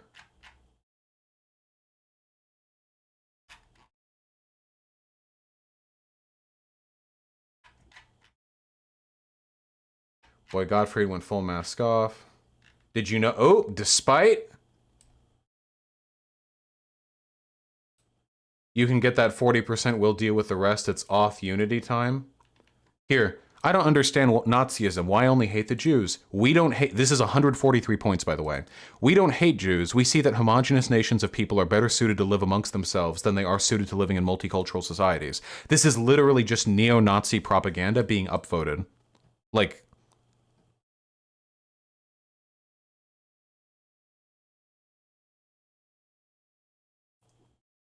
literally what I want, an ethno-state. Notice how the rebuttal from 6 days ago, so this is not a new conversation, gets 9 points, whereas the Nazi explaining how we need homogenous society gets 143 points. That's kind of interesting. Is it actually true in response to a question about Jews being overrepresented? Yes. They're also like 25% of Harvard admissions, which means they're overrepresented by 13 times because they're slightly higher IQ. It wouldn't make sense that Jews would be overrepresented like this unless there was a bias in admissions. Fully upvoted, literally neo-Nazi propaganda. Jews having a higher IQ is a lie in itself. They just threw away all the lower IQ Jews and formed a new group and only their brains count. That's not, I don't know what the fuck that's in reference to. I've never heard that one before. It's probably not true. Agreed, but guy, again, like this community is literally fucking full of Nazis. If you want to go through, like, pretty much every single thread in Political Compass memes has like some sincere like Nazi discussion going on. This is not an equal community. There isn't any fair-mindedness here. If your goal is to satirize centrism by propping up all the four axes as some kind of equal, like, colorful, it's a wonderful world, or it's a small world after all, like satire brigade against, like, the center or something like that, all you're doing is giving unnecessary credence to people with genocidal ideologies. One of the greatest myths, actually, it's funny, because this makes Jreg the ultimate centrist. The ultimate centrist. The greatest myth of centrism is that there is an equivalence between the far left and the far right. That's the perspective of a centrist. Centrists are the one who thinks there's any ideological parallel, juxtaposition, or balance between people who want anarchy and people who want a Nazi death camp system. And by propping these up as equivalent axes, all opposite from the center, you're engaging in the exact same fallacious thinking unironic centrists do. People with any actual, real, principled political understanding of the differences in ideologies recognize that whatever juxtaposition there is between people of different beliefs, there is none between the far left and the far right, because the far right wants genocide and the far left wants egalitarianism. Now, mind you, I'm not making the argument that Jreg is inherently a bad person or a centrist, but Jreg's approach to comedy attracts an enormous number of Nazis, fascists, and other far-right people to his community, and I think that's a legitimate issue for which he should be fairly criticized. A lot of people on the left want to pretend that he's some sort of master satirist that's bringing joy and levity to all political discussion, but that's not true. In my humble opinion, he is, while a fairly funny guy, engaging in the same basic, like, fallacious, centrist, ad hoc juxtaposition of far left and far right ideologies, engaging in the same basic, like, platforming of far right people that we would criticize from any other people. You know, we wouldn't accept this from any other group of people. I think Jreg is similar to South Park in that he doesn't really care. If that's the position that people here want to take, that's fine. But there are a lot of lefties who seem to think that this guy is some kind of, like, crypto leftist, big brain, progressive, whatever. Someone posted CP in Jreg's Discord server. I don't really care unless it was like Jreg himself. Like, whatever. As long as that person was banned. When you try to talk about the negative effects of porn in the porn industry, people will look at you like you're bringing up black crime statistics. It's one of those things so far outside of the Overton window that just bringing the topic up is enough to make most people shun you. As far as neoliberal society is concerned, the porn debate is a shut case. It's healthy, it's normal, and if you don't agree with it, you're a prude. Pornography is not normal. It is just something that has been deeply normalized. In normalizing pornography, we've taken the idea that maybe children shouldn't have access to porn, and we've pushed that right outside the Overton window. Maybe we This video is literally 7.5 minutes of Swerf talking points with very minimal just memeing shit in there. You know what the big meme that Jreg does? It's that he does all this, but he also has an OnlyFans page. See? Get it? That's the joke. He delivered 8 minutes of Swerf propaganda, but then the joke is that he also has an OnlyFans page. Get it? Do you get it? It's funny because he propped up a bunch of right-leaning ideologies and right-leaning talking points, and then he avoided having to accept criticism for those points because he tacitly critiqued them themselves by doing something that doesn't actually critique it. It's funny. Hey man, I just had a conversation with Dankula, dude. It's kind of the same. He'll do a bunch of far-right shit or he'll make a bunch of far-right talking points, but it's all a meme. And then if you're like, hey, what do you actually think? And it'd be like, oh, well, I also, how can I hate trans people when trans people suck such good dick? Like, that's basically what we're talking about here, you know? I mean, I don't know. I guess I'm just not very impressed. We should make it more difficult for children to have access to about it. I'm not going to try to change that. What I am going to Talking about the iDubbbz drama, something that literally hundreds of thousands of people are invested in, that will probably pull people to his channel who will watch him and unironically agree with his anti-sex work talking points. Do is analyze what people are angry about, and it's not iDubbbz. Nobody is that invested with iDubbbz's personal relationship. What they're really mad at is the broader social structure that allowed them to witness a man get cucked in front of their very eyes. People mad at iDubbbz were actually mad at a culture that allows... See, it's a joke because he says things that are funny, but the funny things he's saying are literally identical to what other people say unironically, because the far right is so fucking stupid that satirizing them is literally just repeating their points ad verbatim. For the emasculation of the man, the commodification of the woman, and the degeneracy of the West. For the most part, I don't think people were mad. See, it was a joke. See, it was the rule of threes. You put the degeneracy of the West as the third point there to indicate that you're making a joke about the relative severity of that last point, except a lot of people who are watching are going to unironically agree with it because you're not meaningfully challenging those ideas. Mad at iDubbbz. I think they were mad at the rampant neoliberal commodification of sex and sexuality. They're mad at the world. As a Christian, I always found it weird that masturbation was a mortal sin within the church. The reason I found that weird was because sex was so normalized for me, even at a young age, that it was strange that such a normal part of our culture was apparently sending people to burn in hell for all of eternity. Only now that I'm a bit older do I see the spiritual reason why someone might want to avoid temptation. Sexual energy, sexual drive... Get it? It's a joke because he's not actually religious, but he's saying that religiosity would prevent one from wanting to engage in sex before marriage or whatever, even though there are people who unironically believe that. Get it? It's funny because the points are stupid, but the people who believe those points are also stupid, so by reinforcing them, you're basically like driving people to the same outcomes. To be sex work. Oh wait, is he actually religious? Oh wait, I didn't actually know. I assumed that he wasn't. I thought I'd heard. If he's actually religious, that doesn't make it any better though. But I've also decided to bring the fight to them. That's why I've started an OnlyFans. Here's where we get the jokes. Account of my own, where I will decry the evils of the porn industry. Lewd. Sex work is not real work. This is easy. Ooh. Oh, he's actually kind of jacked. Wait, hold on. Hey, okay, respect's given. God damn, dude. Holy shit, is that an 8-pack? Wow. All right. Oh no, he's hot. Easy. Ooh. Because of my bio calling out OnlyFans for their bullshit, they tried to deny me time and time again. But eventually I broke through, and now I'm ready to give my message to the people that need to hear it the most. Porn-addicted young men are less likely to be satisfied during sexual intercourse and are much more likely to develop erectile dysfunction. Now, I want to pause on this because I think this is the most prescient possible moment for us to intrude on. Okay? This is funny to me. This is funny to me. I actually do find this funny.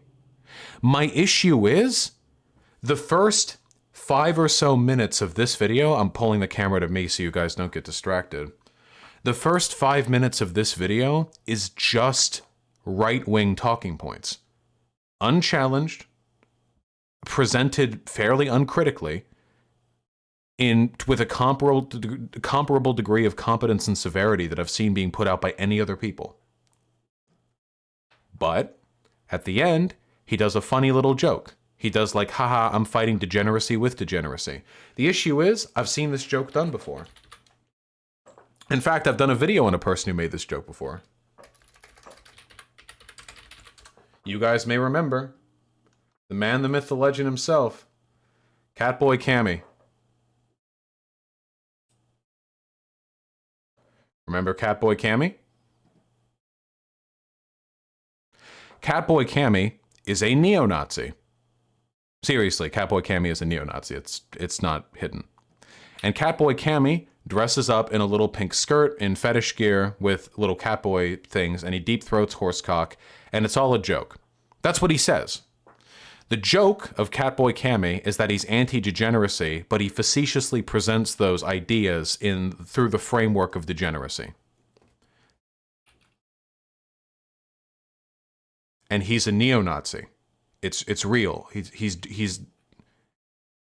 it's not a joke. He's actually doing it. So I've seen that joke before, but I've seen it done for real. Whereas this is obviously an intentional, like, self, parody. Then what is the joke in this case? In the case of Jreg, the joke is it's the same joke. It's anti-centrism. It's never adopt a reasonable position, make jokes about the interplay ideologically between everyone outside the center. So because he can't take a position that's adjacent to center, like, ideology, he has to, like, attack degeneracy by being the degenerate. He has to do the far right thing by doing the far left thing. That's the position that he has to hold. But the issue is, the far left making your own OnlyFans thing doesn't really challenge the previous 5 minutes of far right talking points at all. Even slightly. If this was done really, really well, I think there would be a way for Jreg to make this video while making fun of the people who actually believe that pornography is some sort of depraved, like, war against the West. I think that would be possible. I think that could be done. I don't know if he'd be able to put out videos as often as he currently does if he was going to take that high effort of a road, but that is something that could be done. But because he doesn't do that, the fact remains that he does cultivate a community with a lot of far-right people. He does prop up the dichotomous, the false dichotomy of the far right and the far left being equal and equivalent political positions that should be held and challenged against one another. It's treating ideologies like Pokemon battles, which is something that's always bothered me. The idea, like, they're all just, like, fun, like, crazy, wacky things you believe in. Haha, are you lib right? Well, you wear a suit and you like the child sex trade. Are you lib left and you're a furry and you go outside on your daily walk with a butt plug in? Are you auth right? Haha, you've already dug out squares in your backyard for people to toil in gulags for when the revolution comes. Are you auth right? That's it. Like, that's the whole, like, but it's all like Pokemon. Like, here's your traits and here's your traits. But the problem is the fundamental trivialization of the political relationships between the far left and the far right only serves the interests of the far right, because the far left doesn't need those trappings to be taken seriously. The far left has had ideologues running, like, expressing their ideas within broader society for decades now, because our ideas can be framed in the trapping of legitimate, like, political efforts to make society better. If you believe something like we need socialism, it's entirely possible for you to express that desire publicly and then push for it through incrementalist public policy. Whereas if you want another Holocaust, there is no way to do that so long as people understand what you truly believe. So you lie and you joke and you obfuscate, and the far right does everything in its power to convince people that it's not as much of a threat as it actually is. And then you get people like Jreg who make jokes that further their interests by making all the ideologies seem like weird little Pokemon battles between people with equally silly positions. And then, now that the far right has been trivialized to the extent that people don't think they're the threat that they are, they're able to get away with stuff nobody would have expected. Like, say, for example, literal white nationalists being brought in as Trump's personal advisors, like Steve Miller or Steve Bannon. Hey, that was a pretty wacky thing that happened that we just let slide, I guess. Or the normalization of far-right rhetoric, or Trump defending the Charlottesville protesters. That's what we get from stuff like this. These memes lead to that. Why do you think Poll initially started as this, like, hyper-facetious battleground between the far right and the far left, and then eventually it just became a neo-Nazi, like, website?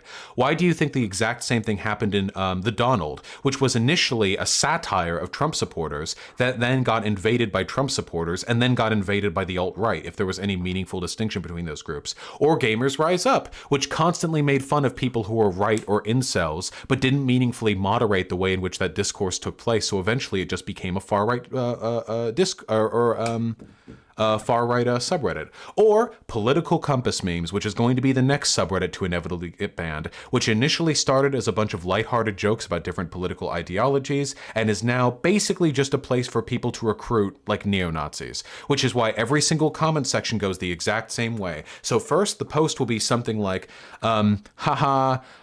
funny thing happened, the lib left wants to be nice to it, and the far right wants to genocide it, and then the comment section will say, damn, does the the far right really believe in blank? And then with 600 upvotes, the next response will say, no, we don't actually believe in this. We actually hold an incredibly principled set of positions concerning the right for Western Europeans to live in fairness amongst other races. The ultimate issue is that homogeneous societies are far more likely to succeed, and in the long run, we can derive a greater utilitarian value from the juxtaposition of different societies where we can each maximize our societies like possible civilizational strengths and weaknesses. With that being said, we should also recognize the numerous pieces of evidence suggesting the fact that race mixing not only leads to a wide variety of social ills, but additionally, and it's like this whole fucking row down, and then someone will respond being like, "Fuck you, Nazi scum," and it'll have -6. It'll have -6 upvotes. Satire is difficult. And as someone in chat just said, satire was done well in Jojo Rabbit. Jojo Rabbit, everyone see that one? Now that is a movie that knows how to have a Nazi protagonist set in Nazi Germany that just makes fun of Nazis. That's good satire. That's really good satire. Hey, Stephen Colbert. Stephen Colbert was a good satirist back when he ran the Colbert Report, not that shit-ass show he's doing now. Because Stephen Colbert would dress himself up like a conservative, and every night he'd go out there and he'd make fun of conservatives by hyperbolically adopting their points. Now, because I'm a left-leaning person, I don't accept the excuse that satire can be justified even if it leads to bad political ends. I don't believe that. So if Jreg wants to be somebody that I like, and I know he doesn't give a fuck, so I'm talking kind of from a position of entitlement here, but if he did want to present himself in a way that I would find agreeable, he would have to restructure his videos in such a way that the satire is consistently directed against the far right in a way that it is not done against the far left. Very big difference. You can make jokes about the lib left or the off left or whatever. That's totally possible, totally viable, totally justifiable. But if those jokes are coming at the expense of fostering a far right community, I don't know. I can't do it, and I can't justify it. And that's the problem that I have with Jreg. He is a funny guy. I don't think there's anything individually wrong with him, but I believe he's committing the centrist fallacy of believing that there's a parallel between the far right and far left ideologies, and in doing so, he bolsters a far right community because they benefit more from being trivialized. That's it. That was a little bit rambly, but...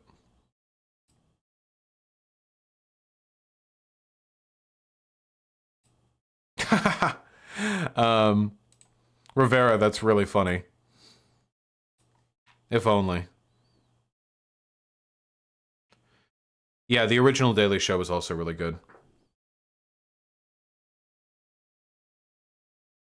Jreg makes a lot of post-truth videos, yeah. Wait, somebody said a Nazi in YouTube chat wants to debate Native Americans? Some fashion YouTube chat wants to debate Native Americans. Yeah, sure, we haven't had a good debate in a little while. Sure, we did our segment. Whomst? Who dares? I don't know much about Native American stuff, but I know lots about egalitarianism, so we can... Whomst? YouTube chat.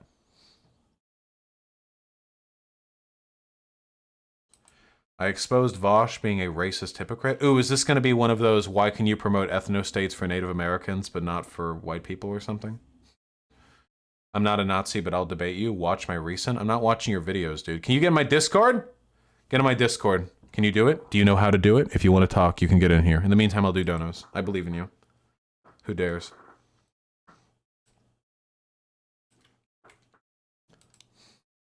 Anyway, it just worries me a little bit when I was opening up my critiques against Jreg that a lot of people in chat were saying like, dude, it's just satire, dude, it's just jokes.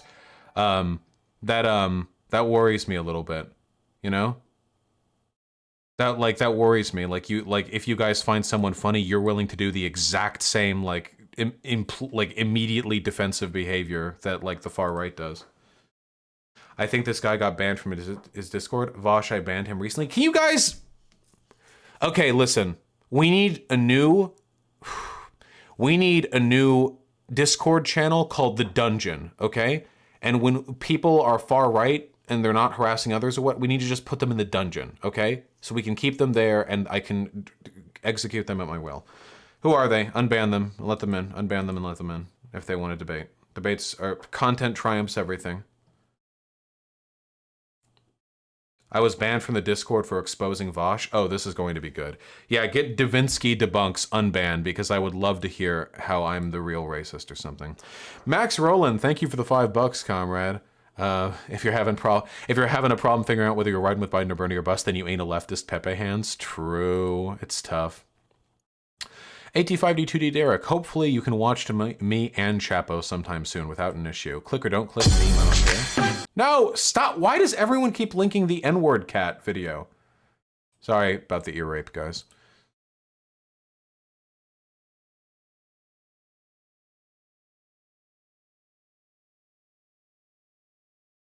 So Biden was right?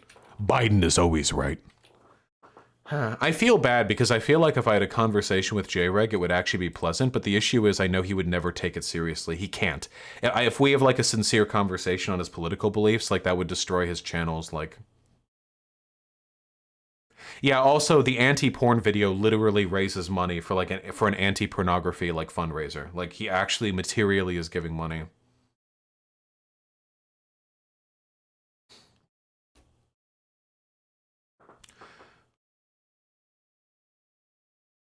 All right, let me know when this person gets back in the Discord, okay? Gigs, thank you for the tier 1 sub. I hope that I can moderate more convos like that. Yeah, and maybe one day Dylan vlogs. Man, I am stumbling all over my words today. I'm pretty tired. That must be the reason. I mean, like, in an ideal world with a clean and functioning democracy, not the bullshit oligarchical faux representative democracy of today. Yeah, maybe, possibly. Can you talk about the QAnon conspiracy theorist who is the Republican nominee for the Federal House of Representatives for Oregon? Maybe. I'd have to look more into it.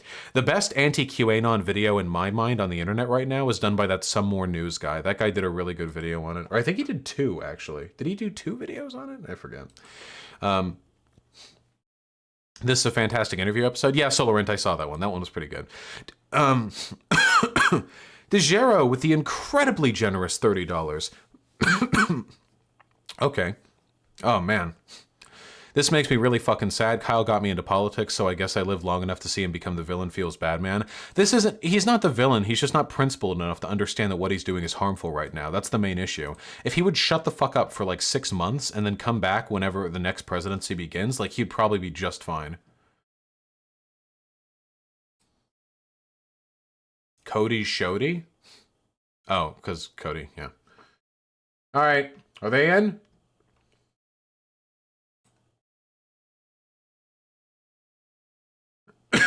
Ooh. Oh god, I like choked on my fucking phlegm. Nice, Anthony, about the new 40K edition. I'll have to take a look at it after stream. How can you claim not voting Biden is immoral, but purchasing animal products that funds the murder of millions each year isn't? I don't fund the murder of millions each year. I fund the murder of like 1 or 2 or 3 or 4 or 5 each year. Don't like blow it up. I wouldn't say an individual is responsible for getting Trump elected either. We're all part of a greater whole there. I would say that there's probably a greater compulsion to participate in the electoral political system than there is to boycott a fucking unethical product, especially considering if you ever want to actually get rid of the meat exploitation industry, you're going to want a Democrat in office. So it kind of presupposes that, you know? People saying Zizek is liberal are only half right. According to Peter, we are all liberals. We are all liberals. That is true. I, Hypocrite, made a vid on Shu and why you're a bad influence on her. Yeah, these people are fucking pathetic. These people are so fucking pathetic, dude. Like, Shu was our girl. Can you... Vaj is pulling her... Jesus Christ, dude. She's an adult. She's older than me. How can it... Bad influence? She's older than me and has like 2 million subs or whatever. I'm tiny compared to her. I'm minuscule. She first started talking to me when I had like 10K subs. She's massive.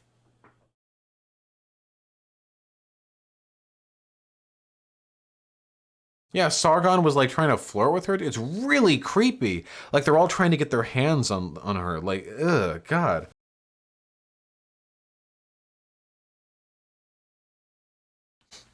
I'm not sure why these guys are Trump supporters, because like Biden, they're handsy as fuck. All right, do we have them in? Can we confirm? Do we have the person in? Who are they?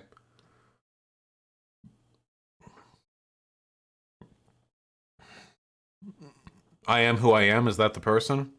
All right.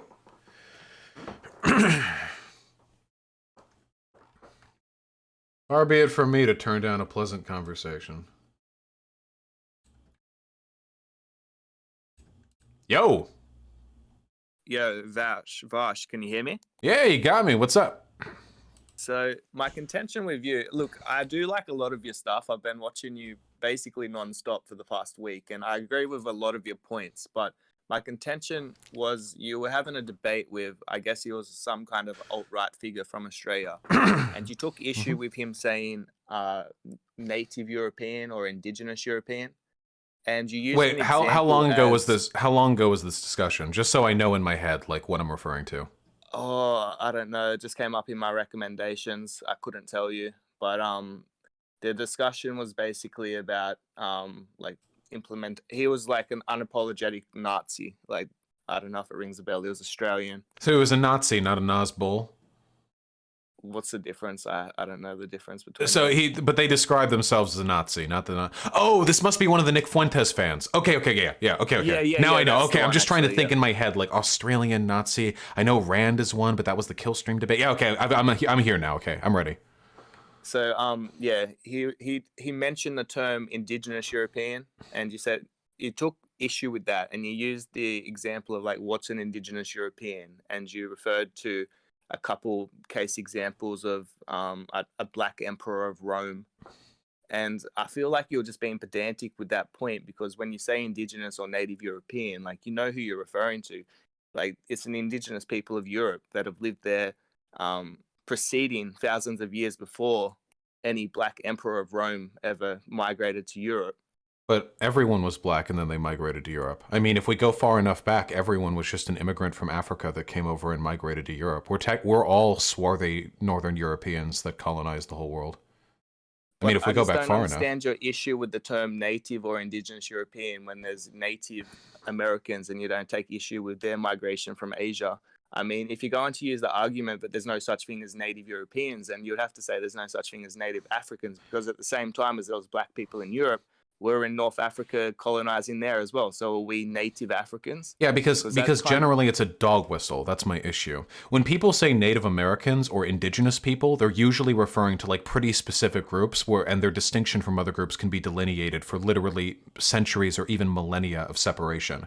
However, people from the Arab world and Africa have intermingled with European civilizations for as long as European civilizations have been around. So it's much more difficult. Usually when we refer to indigenous cultures, we're talking about the Aborigines in Australia before white folk got over there, or all the folks over in the Americas before white folk got over there. But when we're talking about that, there's enough of a delineation that we can like meaningfully distinguish. There are Europeans that have been in Europe for thousands of years who are not white. Yeah, but so like your example was during the Roman Empire. You said 2,000 years ago they had a black emperor. And you said, okay, that's far enough back. Like, where is the point where they become indigenous? But at the same time, you could say that Europeans and Native Americans, because Leif Erikson set up a Viking settlement in North America close to 1,000 years ago. So like, where do you draw the line? That's what I'm saying, is like, I can understand your point with saying, okay, this could lead to sorry, you still there? Well, yeah, of course. Yeah, I could understand your point saying, okay, this could lead to like ethnocism, like if you're saying indigenous, and that means like land rights and stuff. But well, we don't usually, because indigenous is usually a term that we use to juxtapose colonialist groups. Usually when we say indigenous, it's in relationship to the existence of people who came there later. But that relationship doesn't really exist in Europe. It's not like Europe had this like one indigenous culture of like, God, Celts, barbarians, whatever, and then like a colonizing group from a different part of the world came over. The history of Europe is literally dozens or even hundreds of completely some different and sometimes very comparable ethnic groups like brutally slaughtering each other. But they didn't really come as colonizers and indigenous people. They were just warring tribes for a really long time. what I'm And some of saying those is that tribes these were people- Moors, and some of those tribes were Saccharins, and some of them were from Southeast Asia, and some of them were from the Arab world. So it's Yeah, but there was already indigenous Europeans living in Europe for thousands of years before the influx of, I don't know, the Mongols or the Moors. Like, they were fairly recent in human history when you compare like how long. But before like, then, there were 30 other groups that, again, like Europe wasn't like this closed off group of indigenous people that were invaded by a colonizing force. If you want to make the argument that Celts are like indigenous Europeans or something, I would accept that argument because Celts were literally fucking raped and sacked by the Romans, right? But if you're saying that all of Europe is like what does that mean? Like indigenous Europeans? I'm talking about like the Indo-European tribes that inhabited Europe before the Moors came in, the Mongols, like these external forces, because like there was some evolution and there's like some genetic clustering of European people, even though there are different, like, you know, there's Celts and there's Hellenic people and Germanic people. There's different subsections of the European people, but there is a foundation to Europe, like people that have lived in those borders for a lot longer than the more recent migrations. Like what groups? Like the Celts and the Slavs and the Germanic people. The Slavs and the Germanic people were originally the colonizers, or the Germanic people, at least for a while. They were part of the reason why the Roman Empire fell. A lot of these like came from like farther east, from positions that were not considered like part of Europe, at least at the time that they were invading. The lines here are way more blurred. Like this is an incredibly complicated the Slavs came from the east. They colonized the Balkans. Like they weren't indigenous at all. Like they were invaders. The problem is there's so much. Europe goes all the way to the Ural Mountains. Like they came from the western. Do you side of understand the how the Urals. ambiguity we're discussing right now is not even close to the extremely distinct line between Aborigine Australians and like colonizer Anglo-Australians, or like the Native American tribes and the people who came after? In those cases, there was an extremely clear, distinctive line between these groups. There's not really, though. There was the land bridge across from Asia to North America for 15,000 years. Like, there was continual crossing then.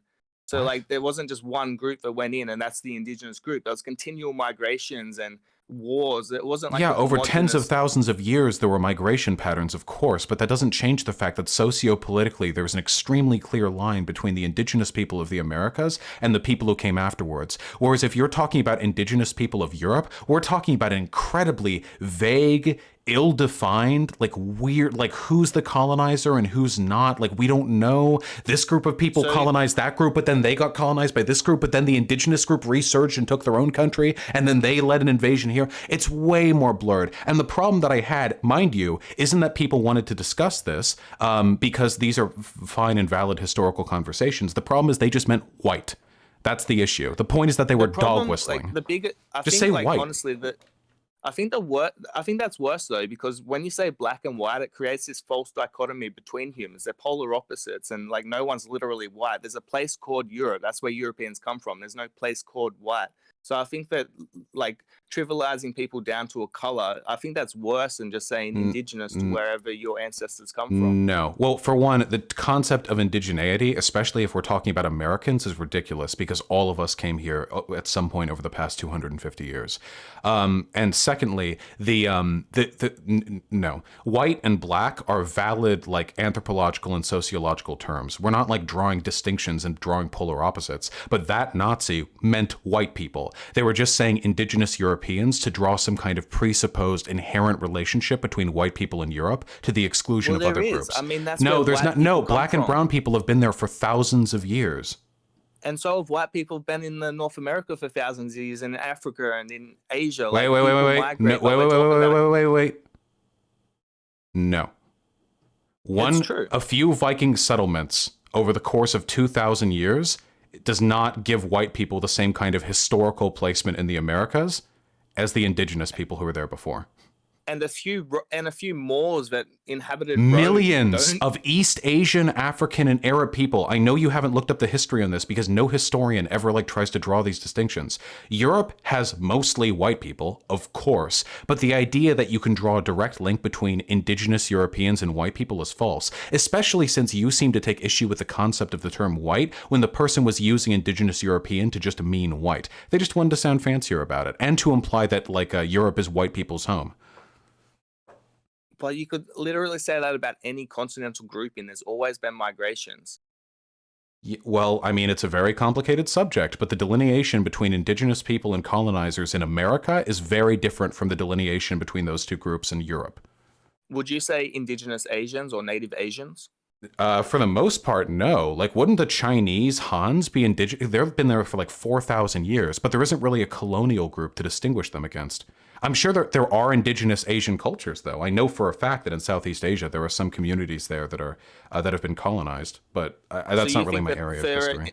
For a group to be indigenous, you think there has to be a dichotomy between colonialism and an indigenous group? Yeah. Oh, yeah, definitely. Because otherwise, what are we even referring to? I mean, because in Europe, the indigenous groups did colonize and expand their territory around Europe, but that's not unusual. A lot of empires have done that. The Aztecs did that. They expanded their empires and they would have colonized other smaller tribes and... Yeah, but they were indigenous relative to the colonizers that would come to Columbus. If I was just the Europeans, they're indigenous relative. Who colonized European? Who colonized all of Europe and made every other European ethnicity an indigenous ethnicity? Say that again. Who colonized all of Europe and then made the rest of Europe indigenous, relatively? What I'm saying is that they're already there. Yeah, but you don't just have to already be there. It's a dichotomous relationship. If I went back to the Aztec people back in 1300 or something, back before Columbus came and fucked them over. I don't know my history with the Aztec people, but if I went over there, I wouldn't call them an indigenous culture. It would just be the Aztec Empire. If I just went there and there wasn't a relationship between them and colonizers, I wouldn't call them indigenous. They're just doing their own thing. Or Cortez, sorry, not Columbus. But they are indigenous to the land. That's what I'm saying. They're indigenous to the land. Well, but we don't say indigenous relation, with relation to the land. No, who gives a fuck about land? We talk about indigenous relative to the socio-political context in which they engage with other civilizational forces. So they weren't indigenous, but then Cortez came and fucked them over, and now they are indigenous because there's a juxtaposition between them and a colonial force. So would you prefer to label people via color instead of geographical origins? Yeah. Why would I refer to African Americans as African instead of black? Well, would you refer to Asians as yellow? No, I'd refer to them as Asian. Exactly. So why can't you refer to Europeans as Europeans? Because colloquially, the terms that we use are defined more by pragmatic use and not so much the etymological consistency. But what I'm saying is that they're interchangeable. You could refer to Asians as yellow. It'd be it's not as PC anymore, but for a long time that was the Mongoloid race, the yellow race. Yeah. So because I was looking if at people started, if I should clarify, because this is a colloquial distinction. I agree.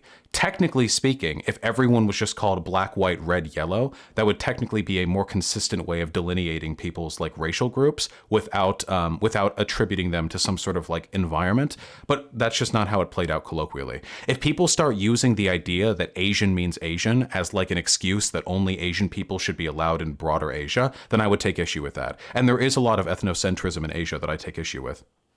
But that's so your issue if Europe, an indigenous European, someone whose ancestors lived in Europe for tens of thousands of years, refers to themselves as European, but they don't want Europe to remain exclusively for white people. Nobody in Europe refers to themselves as European. Nobody in Europe does that. They do though.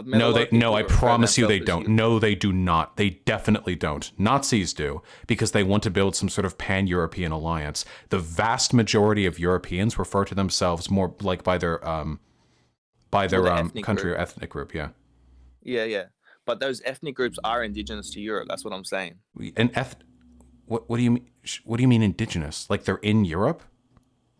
They've inhabited that land. because the definition of indigenous, according to the WHO, is that you have to have a population in an area before the formation of modern states. So all of the countries and all the people that lived in that area before are indigenous, according to that definition at least. Sure, but we don't really, it'd be kind of fucking, I'd feel a little weird to refer to like Anglo people as indigenous to like the Isles, I guess. That'd be a little weird. Well, they're not the Anglos are Germanic, so they're really not indigenous to the Isles, but they're indigenous to broader Europe. Well, they came there hundreds of years ago. The formation of modern states is around 1,000 years ago. Geopolitically, modern states came about after the Enlightenment, so that'd be about 300 years ago. But if we want to refer to 1,000 plus years ago, like, okay. What about Spain? Wasn't Spain like a Muslim less than 1,000 years ago? Didn't they get sacked? But they were the Moors were already indigenous to Africa, and they came across compared to the Spaniards. They've been here for thousands of years. Hmm? But they've been here for thousands of years. Does that mean the Spaniards aren't indigenous to Spain because they got displaced for a time? No, I'm saying that the Moorish people that came over to Spain, which was inhabited by the Gauls, they were already indigenous to Africa, and they migrated across. It'd be like. Why does it? Wait. My main curiosity is, why do you care so much where people are indigenous from? That's like because people should have some kind of like ancestral homeland. Why? There's no place called white, so like there has to be. Wait, why? Wait, I'm white. Why the fuck should I? Why do I need to believe some part of the world has some sort of racial designation to me? Because where did you come from? You come down in a UFO I came from Mars? no, I came from my mom's pussy, and then my life started. That's what I care about. Why the fuck should I care about? Years, wait, I don't care.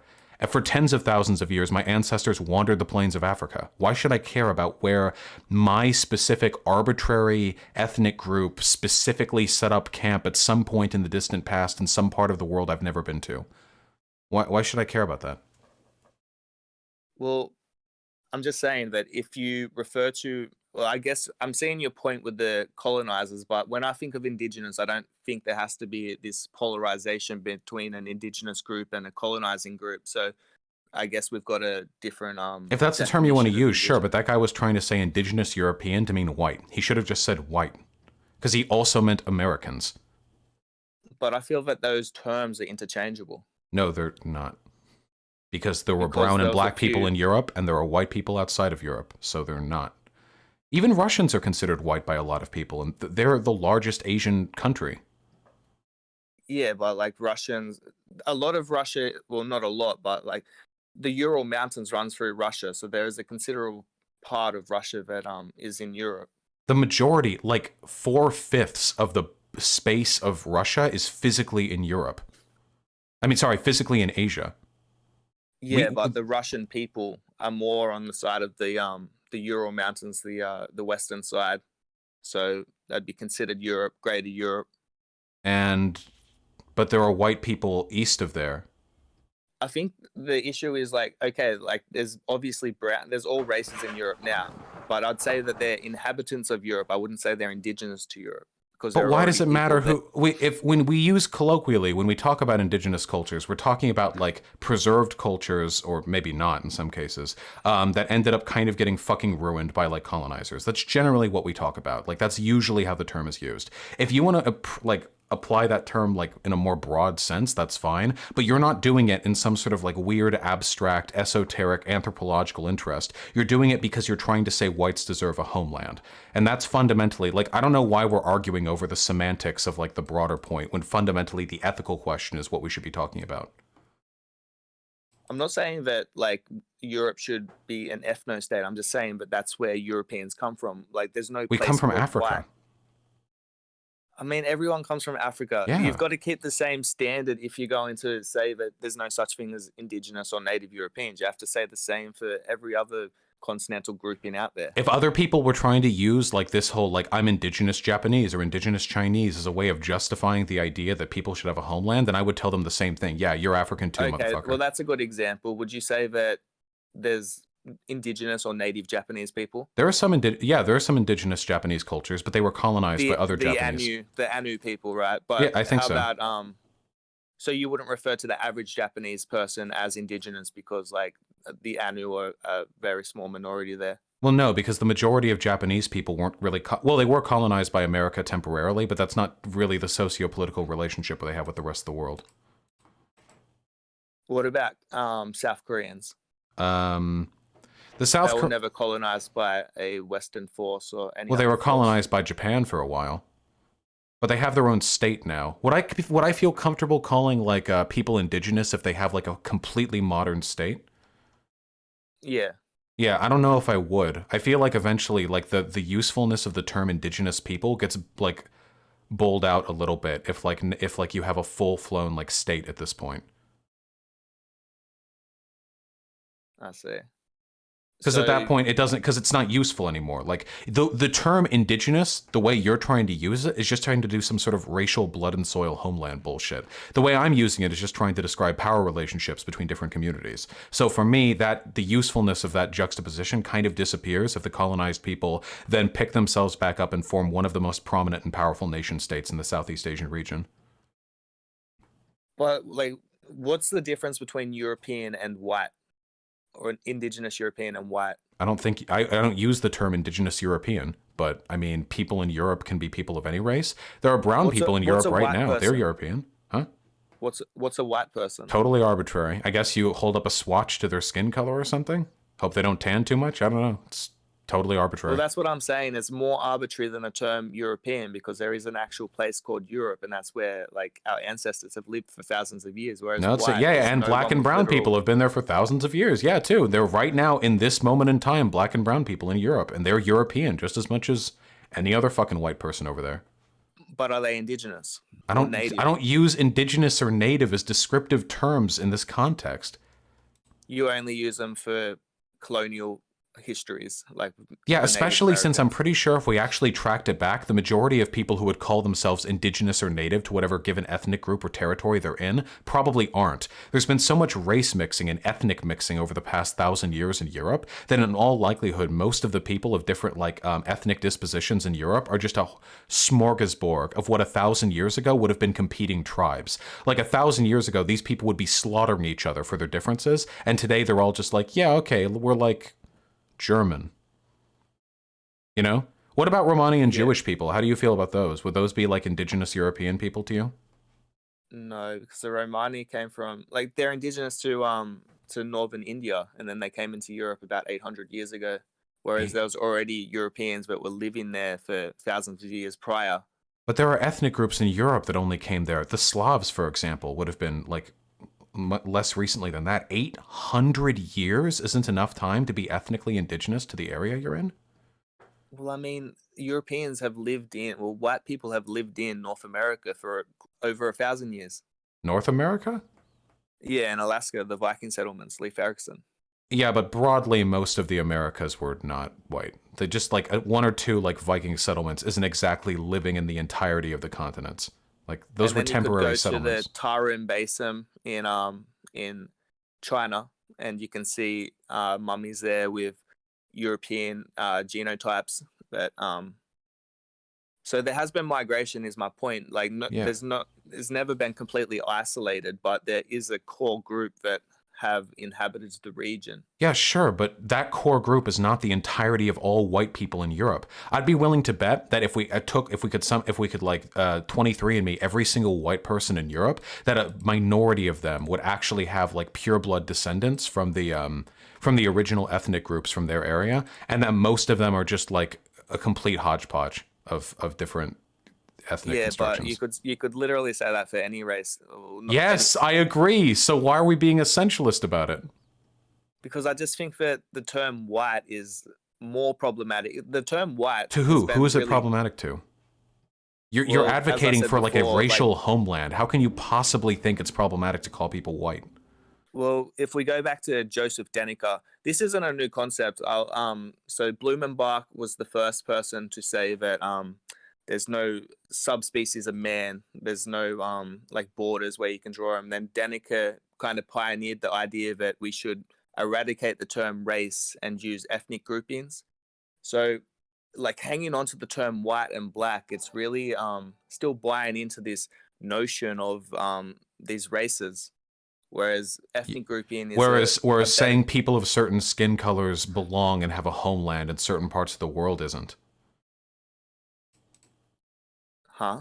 Whereas saying people of certain skin tones or certain ethnic backgrounds have a homeland in certain parts of the world isn't.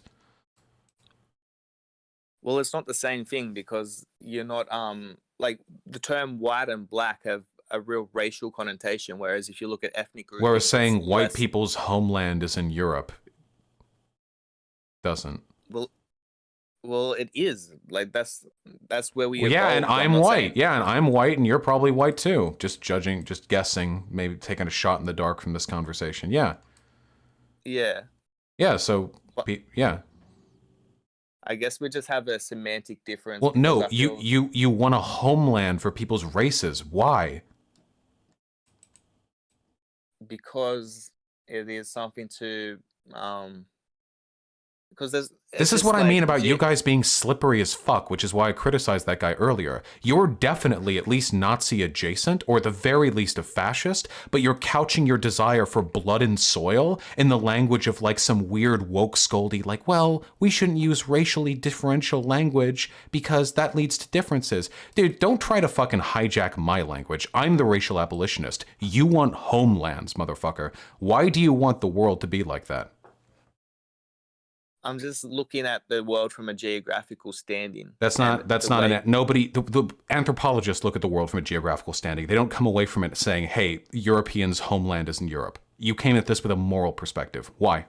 Why can't white people just live wherever? They've been using the term black and white for a very long time. They haven't been because they use more specific academic terms. They also don't talk about homelands, which is what I just mentioned. So, like, why? Why can't people just live wherever they want? People can live wherever they want. This is a straw man. I never said they couldn't. I'm just saying that the issue that I had with you is using the term Native American, then disavowing the term Native European or Indigenous European. But because the Native American term refers to a very specific collection of tribes that had a very specific delineation from other groups. They were separated geographically by a massive ocean. Whereas European, fucking tons of different ethnic groups and racial groups have been moving in and out of Europe for millennia. It's much, much harder to delineate those differences. It's really not, though, because the land bridge across to North America lasted a long time, and like the Vikings were sailing. How long ago was that land bridge? I think the last crossing was 15,000 years ago. Okay, if you've been in fucking the Americas for 15,000 years, I'm pretty sure that's a fair delineation. Like, oh, actually, there's a lot of ambiguity in both the Americas and in Europe. In Europe, people were fighting and intermixing for thousands of years. And with North America, 15,000 years ago, maybe white people came over too. Like, no, come on. These are very big differences. But they were never one group of people that went across. But I don't care. But we don't use Indigenous Americans to refer to some sort of specific ethnic or genotypical group. We just use it to describe a social paradigm. Like, I feel like there has been some mixing in Europe, but there's been mixing in every population. To split hairs and say, oh, there's been a little bit more mixing in Europe than in North America. So they not a little bit, a fuckload more. North America, it was just Native Americans and a few like, Viking settlements. Get a DNA test and see like what your ancestry is. I know what my ancestry aren't like 20% more and 20% Mongol. Like, I don't know. That's not an argument. That's a non sequitur. It depends on where in Europe you go to. Maybe if you're talking about the pearly Nordic areas, yeah, but you want to go down to like Greece, you want to go to Hungary, you want to go to Romania. Depends on how far over you move, you know? But what I'm saying is there's still a predominant ethnic composition there. Like most people. And there was a predominant ethnic composition in Native America and the Native American territories by an infinitely greater degree. But we're talking about social relations. The genetics here aren't relevant. Native Americans now, I bet you that like the average Native American has less Native American DNA than the average Northern European. That has nothing to do with what we're talking about. Again, genetic composition isn't what we're talking about. We're talking about social relations. You're saying that because there's less mixing in the Native American population for thousands of years that they get to call themselves. No, I'm saying Native there was less cultural intermingling. There wasn't any like engagement with Native Americans and other groups of people. They were locked off in their own set of continents. You're speaking strictly on culture right now. On the social relations we're referring to, yes, the dichotomous relationship between the colonizers and the indigenous people. That is why we use the term indigenous Americans or indigenous people or Native Americans. That would not be the case if Europeans and Native Americans cohabitated on the American continents for 5,000 years. That we wouldn't have the relationship the way that it is today. We wouldn't call it that. So you're not talking about genetics at all? No, I don't think genetics bear out anything about like culture or like homeland. But I'm talking about ancestral groupings. Ancestral, yeah, but nobody uses the term indigenous to refer to genotypes. What do you mean? We're not talking. I don't care about genetics. Why should people with different racial groups have a homeland? Reservation in North America, in a Native American settlement, would you call me Native American? If you had been born to them, or if you'd been adopted by them? Yes. Yeah. If you as a white guy or whatever were abandoned by your parents and led to float down a river, and you were raised by indigenous people, I would call you a member of the indigenous community. Yeah, 100%. I would call you part of like the indigenous. Yeah. You would refer to me as Native American? Culturally, yes. So when I talk about indigenous, I'm referring culturally or like sociopolitically. If you want to say, am I Native American racially? Then no, I wouldn't say that. But we're talking about indigeneity as like a social concept. So are Moorish people Native European racially? I don't know. There's no such thing as Native European racially. I don't know what that means. But there is such thing as Native American racially. Yeah, because Native American refers to a specific group of people, whereas Native European doesn't. That's what I've been trying to tell you. But you're talking about race now, not culture. And there's many. You talked about race because you asked me racially whether I'd consider them European. But you said even if I grew up in a Native American culture, if I was white, you wouldn't refer to me as Native American in a racial sense, would you? No, because generally speaking, when we talk about race, we talk about what you look like. And so you wouldn't refer to a black person in Europe as Native European racially? I don't refer to anyone as Native European. And that's the issue. Like because we're switched over from culture to race, and you're admitting there's a Native American race, but you're not admitting there's a Native European race. Yes. Because Native Americans were a separate locked-off group for 15,000 years, which led to them developing Europeans were largely locked off as no, well. No, you can't. No, we just talked about that. No, they weren't. Native Americans were locked off on their own continents for 15,000 years. Into Europe, we fought them off. The Mongols, the Battle of Vienna. Like, there's always been. What do you mean we? Do you think Europe, like, together stood against foreign invaders? You guys fought each other nonstop. It has at times. The Battle of Vienna, the Lithuanians and the Polish are the ones that fucking saved Austria from Ottoman occupation. That's not Europe coming together. That's just neighboring, like, countries doing their own country things. Europe has never fought collectively. Lithuania's right up the top there, and they came all the way down and, like, fought off. Neighboring, like, in the same continental group. My apologies. Yeah, the Ottomans still conquered the Balkans. Wait, Europe has never, like, joined together. You realize that, right? Like, there isn't, like, a cultural European identity.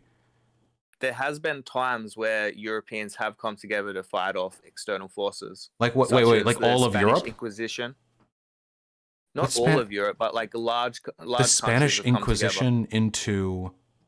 No, sorry, the Spanish, when they kicked the Moors out, what was that called? Which groups were involved in kicking the Moors out? All of Europe? I think like the Holy Roman Empire, a large part of them. The Holy Roman Empire? Yeah, because that was one civilization. Yeah. But it was many countries. Like a confederacy. Yeah, of course they got a lot. That's not Europe. That's just an existing confederacy. But what I'm saying is there's been groups of European countries that have come together in the past to drive out. Yeah, but Europe has never come together because Europeans fight each other all the fucking time. They love fighting each other. Okay, so because there's been a bit of like race mixing in the past, you wouldn't say that there's Native Europeans, but now there's been a lot of race mixing in the Native the Native American population, but you're still saying that there's Native. There's no Native European designation because they weren't a colonized group stood against a group of colonizers. But we're not talking about culture because I gave the example. You said I wouldn't be Native American racially. You wouldn't have And been you said Native that American that's racially, because different when we talk about from- race, we talk about how people look, generally speaking. It's just an arbitrary designation for people's phenotypical expression.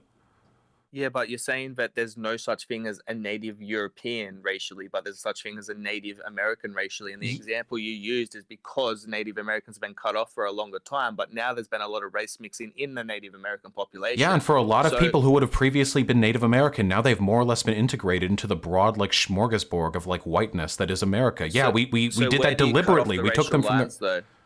What? So say that a Native, because you're saying that like Southern Europeans especially, because well there's like 10 maybe 15% of non-European admixture in their population.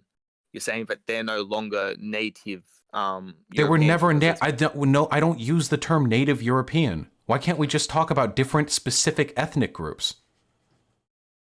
because you said there's Native Americans racially. Yes, because they were locked off for 15,000 years. Europe has, Yeah, for but now its there's been entire race mixing. existence... You're saying that Native Europeans don't exist because of race mixing, but Native Americans now are heavily race mixed. So how can they? Because still the exist? designation doesn't make any sense when those black and brown people have been in Europe for thousands of years too. We're splitting hairs though, because there has been. No, we're not. European- This is the fundamental distinction. Yes, I say there is a Native American race because A, there was a physical delineation between the Native Americans and the colonizers that came thousands of years later, and B, sociopolitically, lines were drawn between our group and theirs as we colonized their people, leading to a very specific racial and cultural designation. We refer to them as indigenous Americans because their indigeneity is juxtaposed against our colonizer status. Whereas with Europe has been a smorgasbord of colonizers and colonized people for thousands of years. Different groups of people that we would now consider white that didn't call themselves white back in the day, slaughtering and raping each other, creating half-breeds, and then slaughtered and raped the next group of half-breeds, which were then taken over by the fucking Saracens or Moors, which then grew a new civilization, then died, and then the group split into 18,000 tribes, and then they destroyed the next civilization over, and the entire time we have trade happening from Africa and the Arab world and from Southeast Asia, and we have like no fucking idea which ethnic groups have any broad connection. The Native American ethnic groups have literally like 10,000 years of specific social, historical, and cultural precedent in their area. The same cannot be said of Europe. So I do not say that there is a specific ethnic heritage for European people, or I wouldn't refer to people, I'm sorry, I wouldn't say there's like an indigenous status for European people. I would say that there are mostly white people in Europe, but there have also been brown and black people for thousands of years. So the idea that we're trying to draw an inherent connection between whiteness and Europe is very strange when we're doing so to exclude those groups of people. And I would not say, for example, if you were to be raised by Native American people, that you would be Native American racially, because race is usually like flows downstream of your phenotypical expressions. But I would say that you are a member of the indigenous community, or that you are part of an indigenous culture because you were raised into it. Because I don't think that your status as an indigenous person is dependent on your genomes.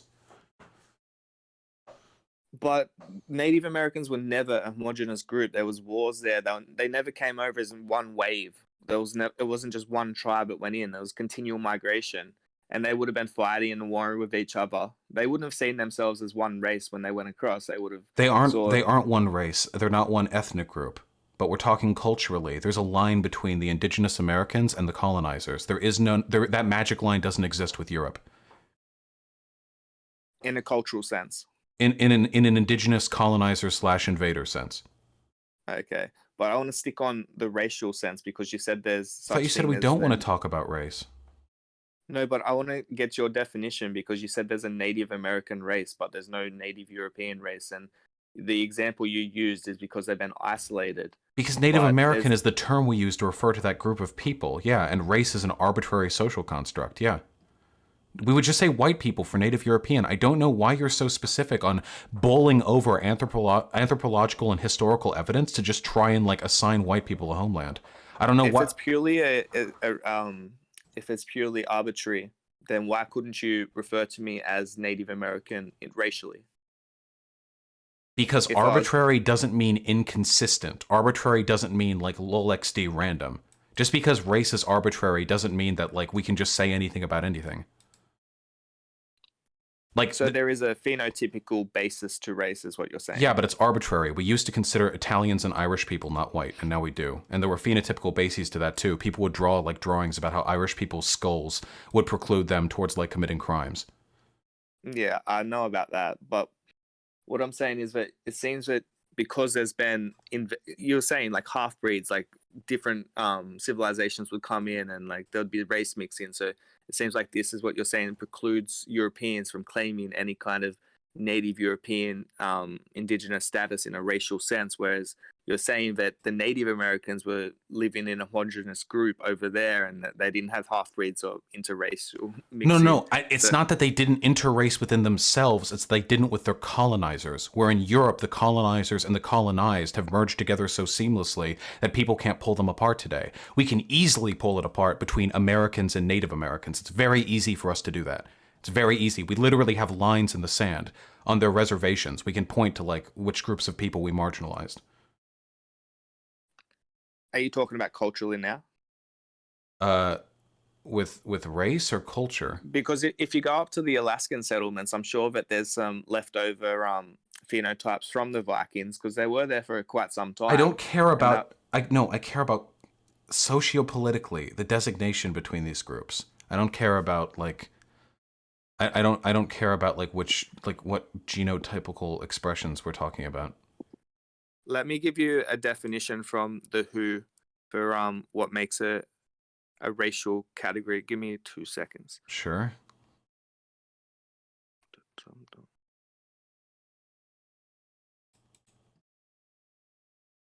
Okay.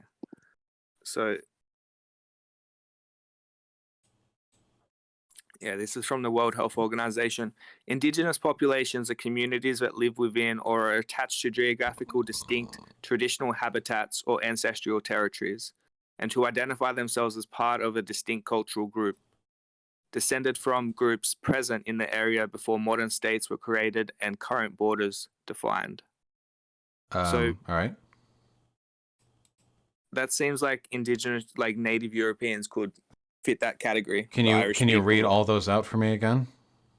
So indigenous populations are communities that live within or are attached to geographically distinct territorial habitats. Okay, distinct geographical territorial habitats. So, or ancestral territories. Right, so that precludes 98% of people in Europe, considering that for thousands of years, these motherfuckers have been raping, pillaging, and displacing each other within like a broader like continental space. But you could refer to like Germans as indigenous Europeans. Like they're indigenous in the sense that they're confined to Europe, but they're like ethnically German, but they're still indigenous to the continent. No, what do you mean indigenous to the continent? Do you think when the WHO says it with a specific like geographical attachment, they mean to a continent? No, but when we talk about like Native Americans, we're talking about a continent. No, because individual Native American tribes have their own areas. But the term Native American refers broadly to North America or... Well, it refers broadly to hundreds of tribes that all have their own historical, geographical territories across 2 continents. And you could say that about Europe as well. It refers to hundreds of tribes. No, because there aren't tribes anymore. It's just a bunch of nation states that formed after thousands of years of infighting. Why do you want this so badly? There's a reason why anthropologists don't use the term indigenous Europeans.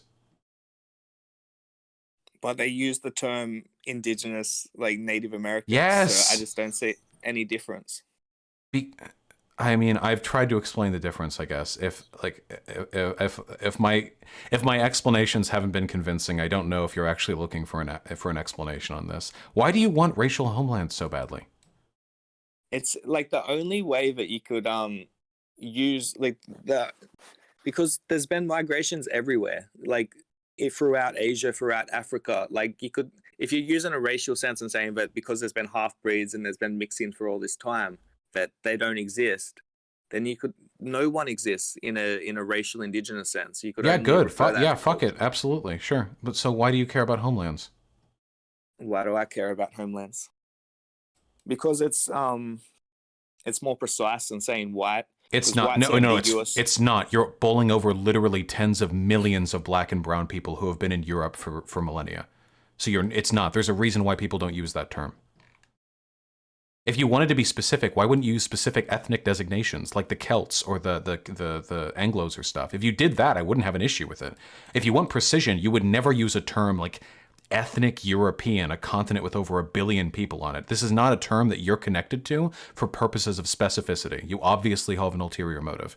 So would you ever refer to a Black African as Indigenous African or Native African, or would you say that Indigenous or Native Africans don't exist if he identified as such? some of them probably do, yeah. There are a fuck ton of different ethnic groups in Africa because they were colonized by other populations. We carved up Africa, yeah.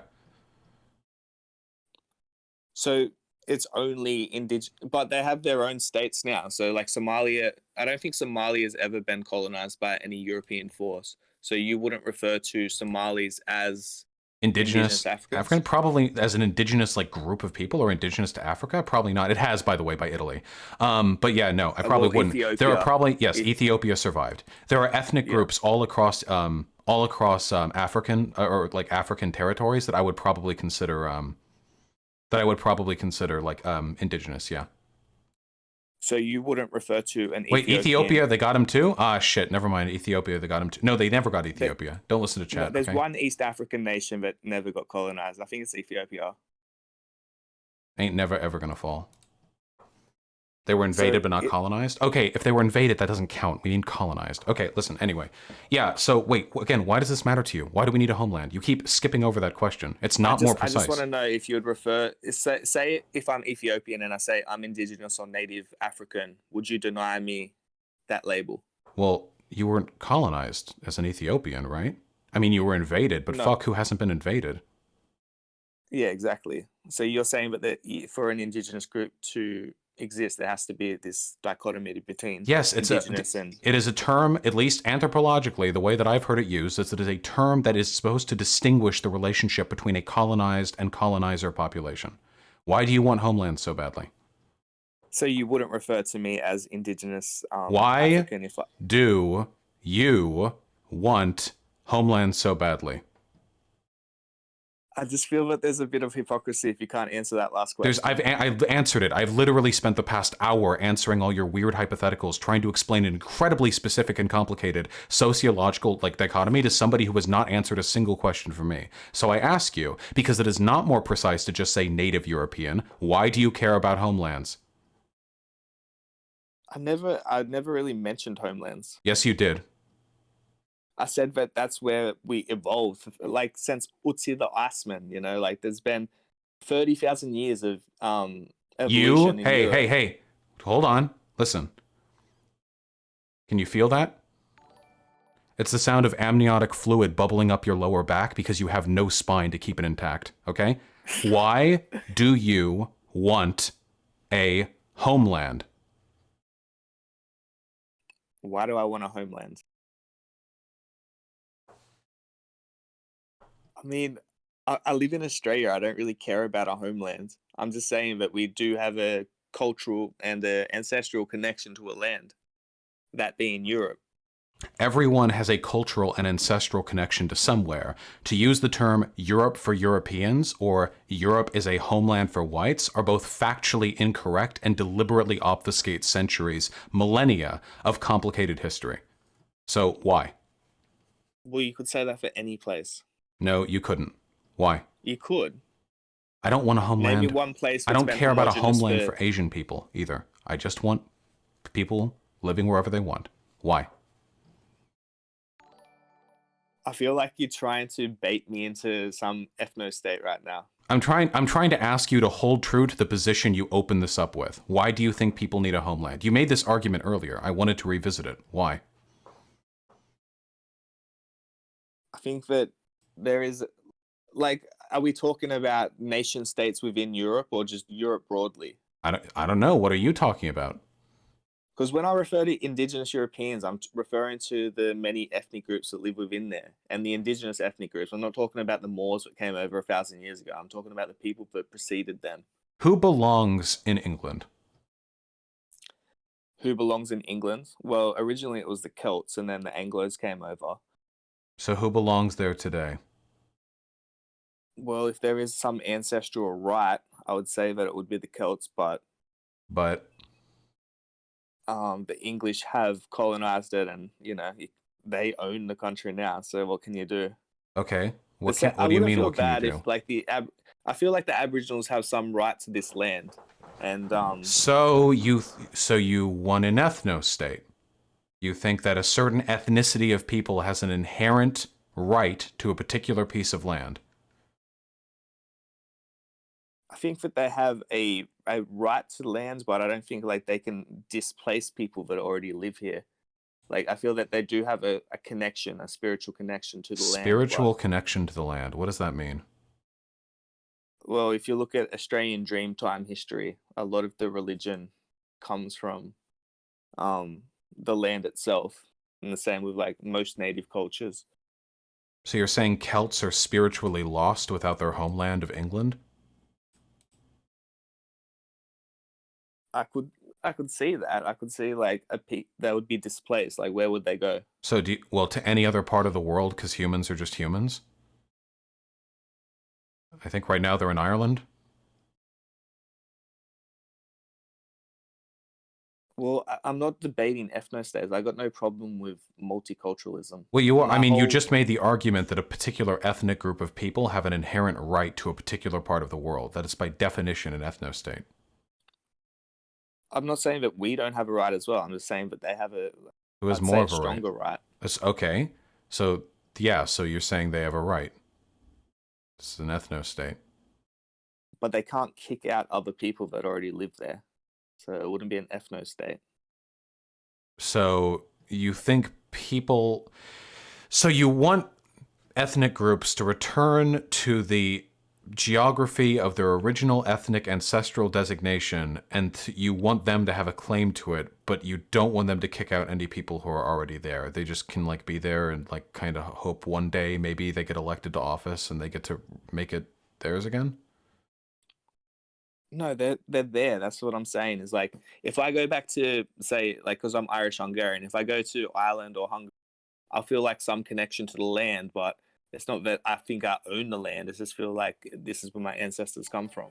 Do you think there might be a degree of problematic racial essentialism if you're making the argument that people of given ethnic designations have some sort of inherent spiritual connection to a particular piece of ground? I could see how could be problematic, but that's not the way that I come at it. I come at it from more of a like a pride in your ancestry. What pride?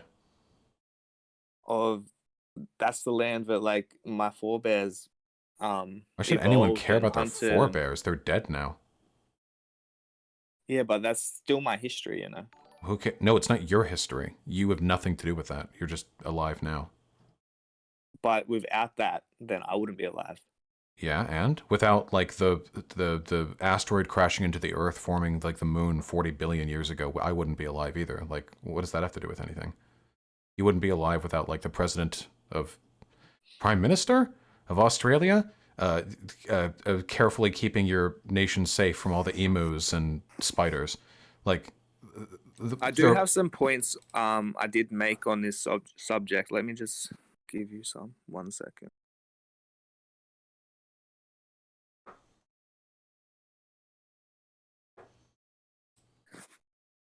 So here are some reasons that I think that there should be some kind of ethnic, like there should be some limit to immigration. Whoa, So we jumped ship real hard. We're on to the limiting immigration side of things now? Well, I think there should be a limit to immigration. I don't think that countries should completely change their demographics and... This is an ethno-state. You're defending an ethno-state. An ethno-state is for exclusively one people. Nah, an ethno-state, in all common usage of the term, is when a state prioritizes the ethnicity of a given group of people. If you're limiting the immigration of people of different ethnic groups to preserve the ethnic majority of your preferred group, that is an ethno-state. America was an ethno-state up until the Hart-Celler Act, and is still de facto one today, but very much less so than it used to be. Wouldn't ethno-state be like Nazi Germany? That would be a very, very far over ethno-state, but it's possible to be an ethno-state but not be that bad, I guess. China's So you're an saying that an ethno-state. ethno-state has a state that has any, I guess, preference for the current majority? Yeah, it's pretty fucked up in my mind. But don't you think that's a natural state considering like in-group preference? I don't. There's a natural state of in-group preference between men and women, but I don't think that justifies men beating or raping women. Like that's not an excuse. No, no. I don't think we should. I don't think we should guide foreign like our domestic policy around natural biases that humans form. You think that there's a in-group preference between like men preferring other men? With regards to like social communion and groups that you form socially, yeah, 100%, yeah. I get you, but at the same time, like there's some interplay there because obviously a man like wants to go out and find a woman. So. Yeah, sure, and so yeah, it's not like an all-encompassing like hatred between men and women or anything, but also there's not exactly an all-encompassing like dislike between people of different ethnic groups either. We get along pretty okay. You've got no problem with culture changing, do you? No. I mean, I want to preserve certain aspects of culture that I like, but it's not white culture. It's just things I like democracy. I would just have to fight for those with time. Do you like Japanese culture? I like anime, but no, most of Japanese culture is fucking garbo. They have a really ethnically exclusionary culture that I don't like. They also have a very authoritarian, submissive work culture kind of thing. I don't really like that. But it's existed in that kind of state. Like you could go back in Japan maybe 1,000 years ago and like it would still have a similar vibe, don't you think? No, 1,000 years ago, Japanese culture had nothing to do with what it is today. It was massively changed when America invaded it during the 40s and reformed their constitution. But today, how do you like it today? Like besides from the ethno-nationalism part, like if you went there on a holiday. Oh, I mean, on a holiday, it's fucking beautiful, and I have gone there on a holiday. But unfortunately, the state of Japan has a lot of cultural predilections that I disagree with strongly. They have a deeply conservative government that I disagree with. They're very ethnically exclusionary. They don't like immigration. They don't like change. They tend to be very traditionalist. Their worship and veneration of, like, the father or of, like, older people, I think, lends itself towards a type of cultural conservatism I disagree with. There are plenty of things that I would disagree with Japanese culture about. And is any of the reason that you went to Japan because of their current culture? It was because they were a very different society. They have very, very different ways of tackling the world, I think. It's a very beautiful country, especially if you have money to spend, food, like just there's so much going on over there. But I don't think that me visiting there is like an endorsement of some of their more problematic cultural elements. In fact, by going there as a white person, I was, very marginally fixing their ethnic problem. But if Japan didn't have its composition that it has, then they wouldn't have the food or the architecture or the music that you liked. I mean, if Japan like imported, I don't know, it was probably, well, I don't know, 100 million Somalis, if there is 100 million Somalis in the world. I don't think there is. Just say that Japan was 99% Somali, the whole outlook of the country would be different, yeah? Yeah, because they just took a bunch of people from a different country. Yeah, that's what I'm saying. Is like the whole culture would change. Like what if we let in like 100,000 Somalis at a time and they slowly integrated into Japanese culture, and then Japan stayed more or less the same as it is? So you are against mass immigration, but you're fine with, I guess, like increments. There's no such thing as mass immigration. I'm fine with whatever amount of immigration maximizes the social and economic benefits of the domestic country. Nobody can import 100 million people in like 1 year. That's too much. Even China couldn't do that. So obviously that's too much. Like it would just destroy the country. But it wouldn't destroy the country because they have some sort of dirty brown people culture. It would destroy the country because that's 100 million bodies physically coming into your country. Like that's an incredible, I guess, like technical problem to overcome. But yeah, if Japan would like let more immigrants in over time, I think that'd be a wonderful thing. Yeah, it would also lead to more cultural diversity within their country, which I think would be a good thing. Most of the incredible cultural contributions America has made to the world, everything from soul food to like Creole to rock and roll music to jazz to blues, these are products of other ethnic groups coming in and adding their contributions to our culture. I think that other people doing that to Japan could be pretty cool. I get you.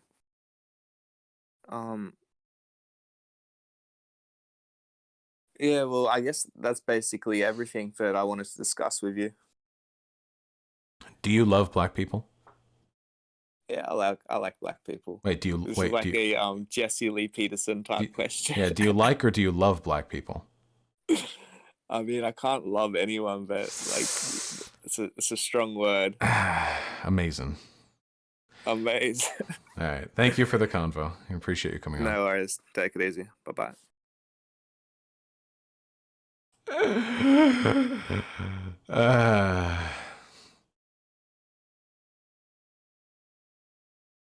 Fuck. The that shit. Like indigenous, like cultural, and ethnic and racial like relationships to your land. That's a really complicated subject. It's really hard to talk about that in a quick fire format. It's really, really tough. I probably said some stuff that could have been phrased a lot better there. It's really, really, really, really, really difficult to do that on the fly. It's like really, really complicated.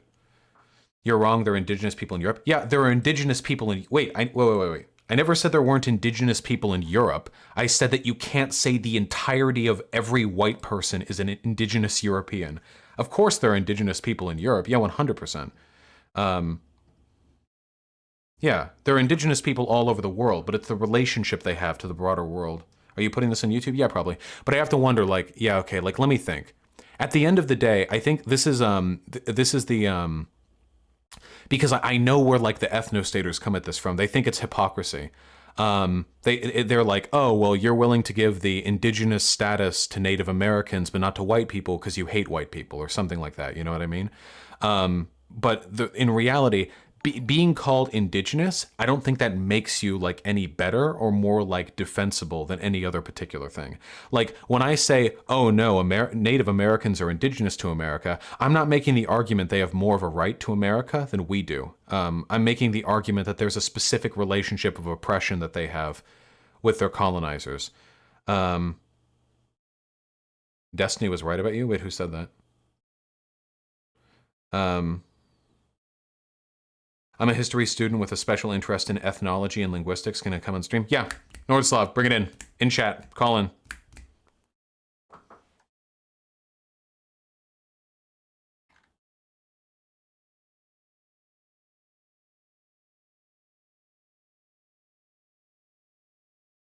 Nordslav, get in there.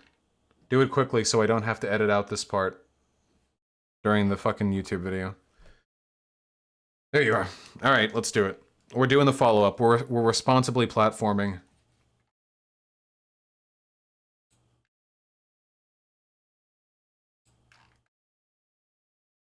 Yo.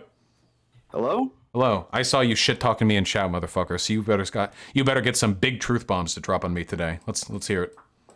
No, shit. I'm kind of nervous, though. Shit, what did I do? Yeah, okay, so let's talk about that conversation that I just had. Essentially, my issue... I think it sounded pretty reasonable, to be honest. Wait, hold on. Your mic is cutting out. Can you set it to push to talk? Yeah, sure. It's on push to talk now. Okay, yeah, just, be generous with holding it down. We're good. Yeah, basically my issue with that is it seems like the relationship between, like, indigenous status and the socio-political engagement with your neighbors is really, really complicated. And I know for a fact that when people want to just say, like, well, all white people are indigenous to Europe, that's fucking wrong. But then when they start bringing out these little piecemeal arguments, well, actually, the Native Americans were a bunch of different groups too. And, well, actually, the Vikings landed in North America. Like, when you do stuff like that, it makes it really, really, really difficult to throw those arguments out on the fly. Yeah, sure. Oh, damn. No, I'm having a pretty anxiety attack here. It sucks. I thought I was meant for this. I'm not. Oh, it's okay. Yeah, no, talking in front of like thousands of people can be difficult. Don't worry about it. You have a nice voice. It was pretty on the fly. I mean, I might tune in on another stream. I'm a big fan of the show. This is I'm embarrassing myself for like thousands of people. No worries. Hey, listen, comrade. There's nothing more selfish than the belief that other people give a fuck about you not wanting to speak in public, okay? Nobody gives a shit because they all know they'd fuck up too. All right, hey, I love you. Yeah, we no, can this talk is later, true. okay? I mean, it's late at night. I'll try to call in the stream some other time, I guess. No worries. I'm just going to spout off my uninformed... I guess that's what you say at the end, right? Trans rights. I'll spout off my uninformed opinions without any academic, academic supervision then. Yeah, then. Yeah, no, sure. All right, be well. See ya, I guess. Bye. I get being nervous. Okay, what was I saying? Yeah, it can be really difficult to talk about this. I think a lot of people think that when I do the whole indigenous culture thing, I'm trying to assign like additional oppression points to a different group of people. Like when I say, oh, well, Europeans aren't indigenous, but Native Americans are indigenous, I'm assigning like oppression points to the Native Americans. But that's kind of true. Like, no shit. Obviously. Yeah, I guess I do associate the term indigenous with like oppression. I do associate that, yeah. But if you want to make the argument that white people are being oppressed enough to like be considered indigenous, then I mean, good fucking luck. That's going to be a tough one. That's going to be a tough argument to make. I see he's letting people in. I really want to call on the subject. Taggable! Get in there. Taggable by Dingle. Get in there. You stupid piece of shit. Yeah, I'll just call you. I don't care. I don't care about respecting your boundaries. Pick up, pick up, pick up. Pick up, pick up, pick up. Pick up, pick up, pick up, pick up, pick up, pick up, pick up. Back up. Back up. Yo. Yo. Yo. I see you there, motherfucker. You'll get your mic fixed out soon. Yo. Yo.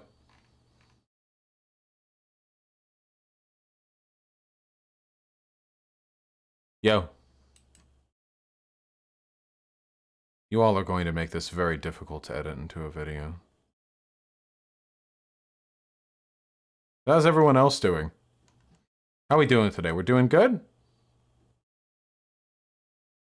Make sure to like, comment, and subscribe if you enjoy the epic memes. The epic, unstructured political smorgasbord. Okay, this person's not responding.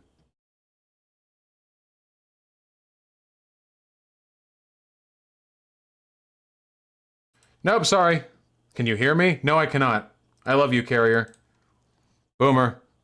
Boomer. I love you.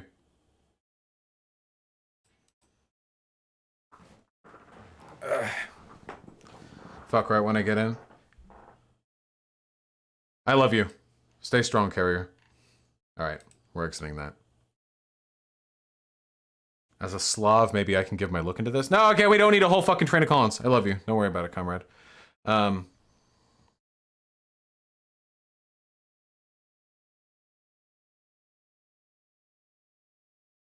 love and believe in all of you. Alright, we're good. We're done. We did it. Nice. Someone wants to get in. Everyone wants to get in. Everyone wants to get in on these nuts. Could I shortly describe the foreign invader narrative in Europe? No, it's... yeah, okay. Hold on, let's go over donations, okay? Sad Boy Socialist, what do you think of Michael Brooks' take the lefties vote Biden, but left org shouldn't waste resources doing the DNC's job for it? Maybe you could argue that maybe they want to, like, save their money for, like, supporting actively socialist congressional candidates. That's also a possibility. I'm not entirely sure. Zonia with a very generous 25 bucks. I'm not Bernie or bust, but I am not a party loyalist. I'm Indy no party, or vote blue no matter who, but Biden has yet to earn my vote. Votes are earned, not owed, my lord. No, that's stupid. You don't earn or owe or whatever votes. It's just you vote for whoever would make the world the least shit. That's it. Like, it's not an, like, it doesn't matter. Like, yeah, I don't subscribe to that. This doesn't fit into my utilitarian calculus. I mean, I love you and I appreciate the dono, comrade. Hey, listen, I'm gonna sell you on Biden, okay? Just give me a little bit of time. I'm gonna sell you on Biden. Don't you worry. People are gonna go, damn, I had no idea Vosh could make such a convincing case for Biden. True, Bob. Glad you enjoyed the convo with TJ, Hostmad. Thank you. How do I suggest papers to add to the doc? Voltage amperage. You can email me. Just email me, voshvideo@gmail.com, and I'll take a look at it. Thank you. I made a video about you on my recent, please. Sorry, Davinsky debunks. We just talked. Haha. Try this link, Vosh, to the empanada video. Oh no, Markinator. Hi thanks everyone. for $5. So I'd like to announce that I am not voting for Joe Biden, and here are the reasons why in order of importance. 1. He's a rapist. 2. All right, we're gonna go over these claims one by one, baby. Okay. Hi everyone. So I'd like to announce that I am not voting for Joe Biden, and here are the reasons why. Very brave. In order of importance. 1. He's a rapist. No evidence to that claim. The Tara Reid accusations are not very well substantiated. 2. His policies are terrible. He will More progressive than any frontline political candidate before, apart from Bernie Sanders, of course. at best be very marginally better for Americans while still keeping the concentration camps open and pursuing Didn't he say he wanted to close the camps? the exact same destructive foreign policy, except with a much more competent cabinet without idiots like Mike Pompeo. So Yeah, I don't know what to say. Like, Bernie Sanders wouldn't have stopped capitalism from happening either. I don't know what to say. Like, it'll be worse under Trump? for all of us outside the USA, he's gonna be worse. Sure, There's no evidence to suggest that Biden would be worse than Trump with regards to foreign policy. Obama was terrible with foreign policy, and then Trump came in, tore up the Iran deal, increased drone bombing, like, significantly, got involved in Yemen, got involved in pulled out of the fucking Rojava people. Like, yeah, the involvement in fucking Venezuela supporting Guaido. There was no evidence whatsoever that Biden would be worse with foreign policy than Trump. staff might sometimes tweet out something like, I'm Joe Biden and I totally love trans people. But Joe himself doesn't actually know where he is, and he certainly isn't going to be enacting any policies to help marginalized groups. The guy is basically a Republican. For one, again, he literally has more progressive policies than any other frontliner Democrat in history. For two, evidence to this fucking claim, he literally has policies that he said are going to help marginalized groups, up to and including loan forgiveness and free college. Number 3. If you give your vote to him without demanding any concessions from the Democratic Party first, then you're just signaling to the Democratic Party that they don't need to do anything to win the left or progressive vote. Good thing that Bernie Sanders and the other people who know how to act efficaciously in the political sphere are making concessions of him. He's made like a dozen concessions already, but those concessions can only be made with people willing to engage with the electoral process, not people like you. Oh yeah, you think the DNC is going to look at this guy and go, we'd better change our policy in order to kowtow to the far left who have already said they're not going to vote for us. Yeah, that's definitely a winning policy there. Show them they can't win your vote unless they kowtow to you, and then prove to them that kowtowing to you doesn't work anyway.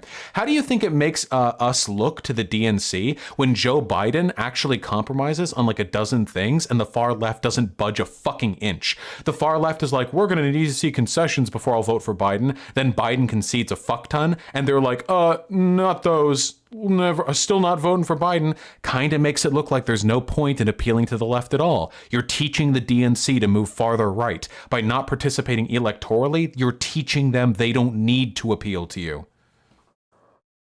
This is the only power that you have over the electoral system, however small it may be, and you're Wrong. Damn, dude. You think direct action doesn't affect the electoral system? Are you kidding me, dude? Is that a fucking... Am I getting memed on right now? The Civil Rights Act happened because of protesting. Direct action influences electoral politics. The difference is we can't engage in any change in the electoral politics of the Trump administration, whereas we can with the Biden administration. Biden being the most progressive in history is completely false. What about FDR? Because I'm including social policies in that too. FDR was pushed into the New Deal by anarchist and union leaders back during that time, and he did so to save capitalism. He also did so because it was necessary to fix the country up after the Great Depression. While his new Bill of Rights was pretty fucking based, and I'm not going to deny that, he put fucking Japanese people into camps. I don't really know. Also, he didn't make university free. What about Jimmy Carter? Jimmy Carter was cool. You're just giving it up without a fight. You're falling in line 7 months ahead of time and saying, yes, I'll be voting for Joe Biden, the rapist man. And he doesn't have to do anything. He's got my vote anyway. But he keeps conceding things. Oh, that's really awkward when you say, hey, there's no point in engaging with this. But then Biden keeps conceding. He's conceding. He can't stop he's conceding all over the place. Biden is a weak old man. We can bully him into doing whatever the fuck we want. Trump is he's weak and old and a man too, but he's weak in a different way, and I don't think we're going to be able to bully him into shit. So what you're doing there is ensuring that Biden's campaign can just ignore you and instead try to appeal to Trump voters and just end up being even further right than he already is in the end. No, the reason they would appeal to Trump voters is if we don't vote. If we don't show that we don't care about the electoral process no matter what, they'll just go further right. Why would they appeal to the interests of leftists if we say publicly that we don't want to vote in the election? Why would they kowtow to us? Here's a good counter suggestion. If there were prominent lefties who said, we will vote for Biden if he concedes on point A, B, and C, and then Biden concedes in those points, and they're like, I'm happy with this, I'm gonna move over. You know what Kyle Kalinske did? Fuck Biden. If he does this thing and this thing, I'll vote for him, I guess. And then Biden does those two things. Yeah, but I don't like it. I'm still not voting for Biden. Sorry. Yeah. Like, that's like, yeah, what the fuck? Like, okay. Like, what does that signal to the DNC? What does that signal to the DNC? Like, there's no point. At the very least, rather than simply announcing right now that you're going to vote for Joe Biden no matter what, say otherwise and force some concessions out of them first.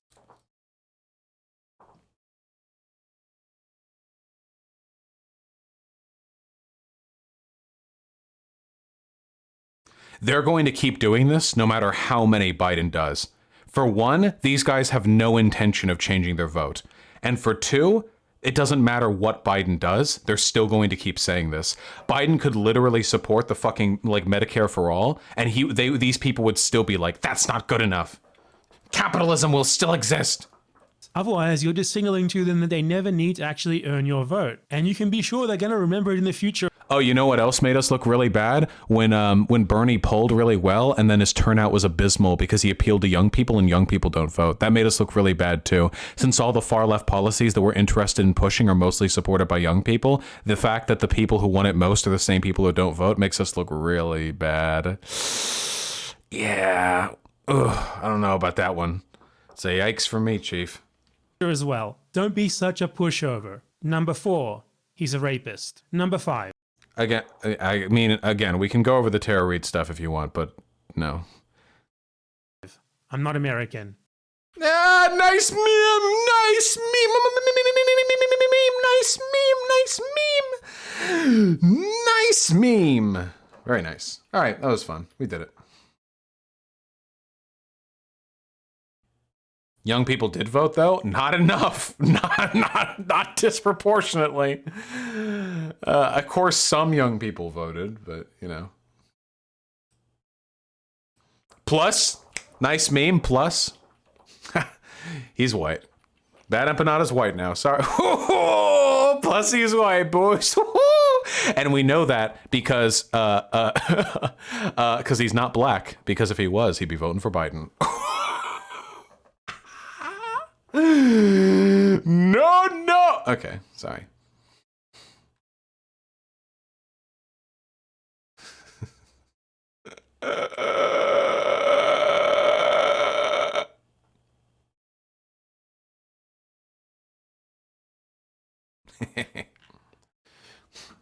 Never apologize for being yourself. Thank you. Thank you very much.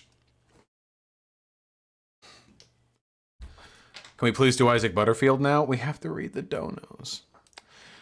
For every homeless person in America, there are 3 empty houses. Every dollar you make for your boss is one he did not work for. All private property is enforced by police. I don't know why you threw so many question marks in there, comrade. I'm not entirely sure if I disagree with you. Nikui Chiban with the very generous tier 2 sub. Thank you, comrade. Really appreciate that, comrade. Glad you enjoy my content. Chibi Spore with the $10. Guzzling horse sperm to trigger the libs. Oh, yeah. I think it actually mostly triggers the fash. Wait, hold on. The Tara Reid story is pretty well corroborated, so you should just say it doesn't make a difference rather than lie about being unsubstantiated. No, Coladict, the original Tara Reid story where she said that she was harassed by Biden 30 years ago is corroborated. The new story she switched to 6 months ago where she was raped by Biden, she has had to change her story like half a dozen times and has failed spectacularly on every conceivable level to be corroborated. I can't, again, just... Please avoid Tara Reid. There's nothing to be gained. Yeah, I know. It just bugs me as somebody who has a lot of false allegations thrown against him nonstop that some people will just like, oh, we don't like Biden, so we'll just assume no matter what that any evidence against him is valid. Maybe, Dark Samus. I love you. I'm sorry, comrade. The Left Tech Cat, thank you for the £5, comrade. And maybe Ben Riley. Please read The Theory of Games and Economic Behavior. You'll love it. I hate reading, but I can give it a shot, comrade. Oh no, she was just harassed and not raped. Niv Lick W, I harassed a girl 3 years ago. Biden harassed a girl 30 years ago. Do you really think that's the same as saying Biden is a rapist? Like, holy shit. Like, I just said, like, you were just like, oh, he just harassed her. Like, really? It's just all the same to you? Rape and harassment is the same thing? Like, that's totally comparable? That's okay? I mean, Trump has 40 rape accusations against him that are fully substantiated. Are you running for president? If I ran for president in 20 years and people said I raped someone and then it came out that I just harassed a girl on Discord who I was a friend with 25 years ago, I'd be a little miffed if people call that rape. Yeah, I'd be a smidgen. That would bother me. And I know that because people do call me a rapist today.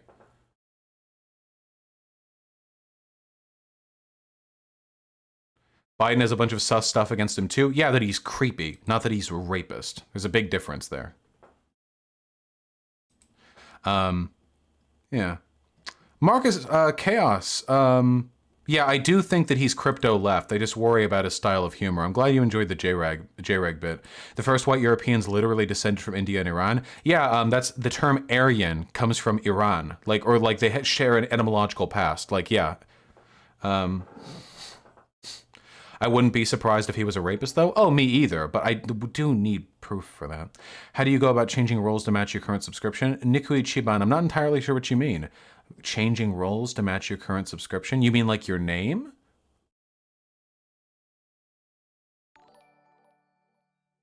Or like your name color? In Discord? Oh, in Discord, I'm not actually sure how that works. Indo-Europeans come from the steppe? Oh, okay. Oh, no, no. We're doing this a hell of a lot more from now on. Goodbye. I hate that emote. Maybe I'll keep it around just so I can obliterate you guys. It's a 10-minute mute. For this brainlet, didn't the Umayyads basically eat Iberia as early as before the 11th century, leaving a lasting mark on Spanish culture? Yeah, probably. Dude, European history is so complicated. Holy shit.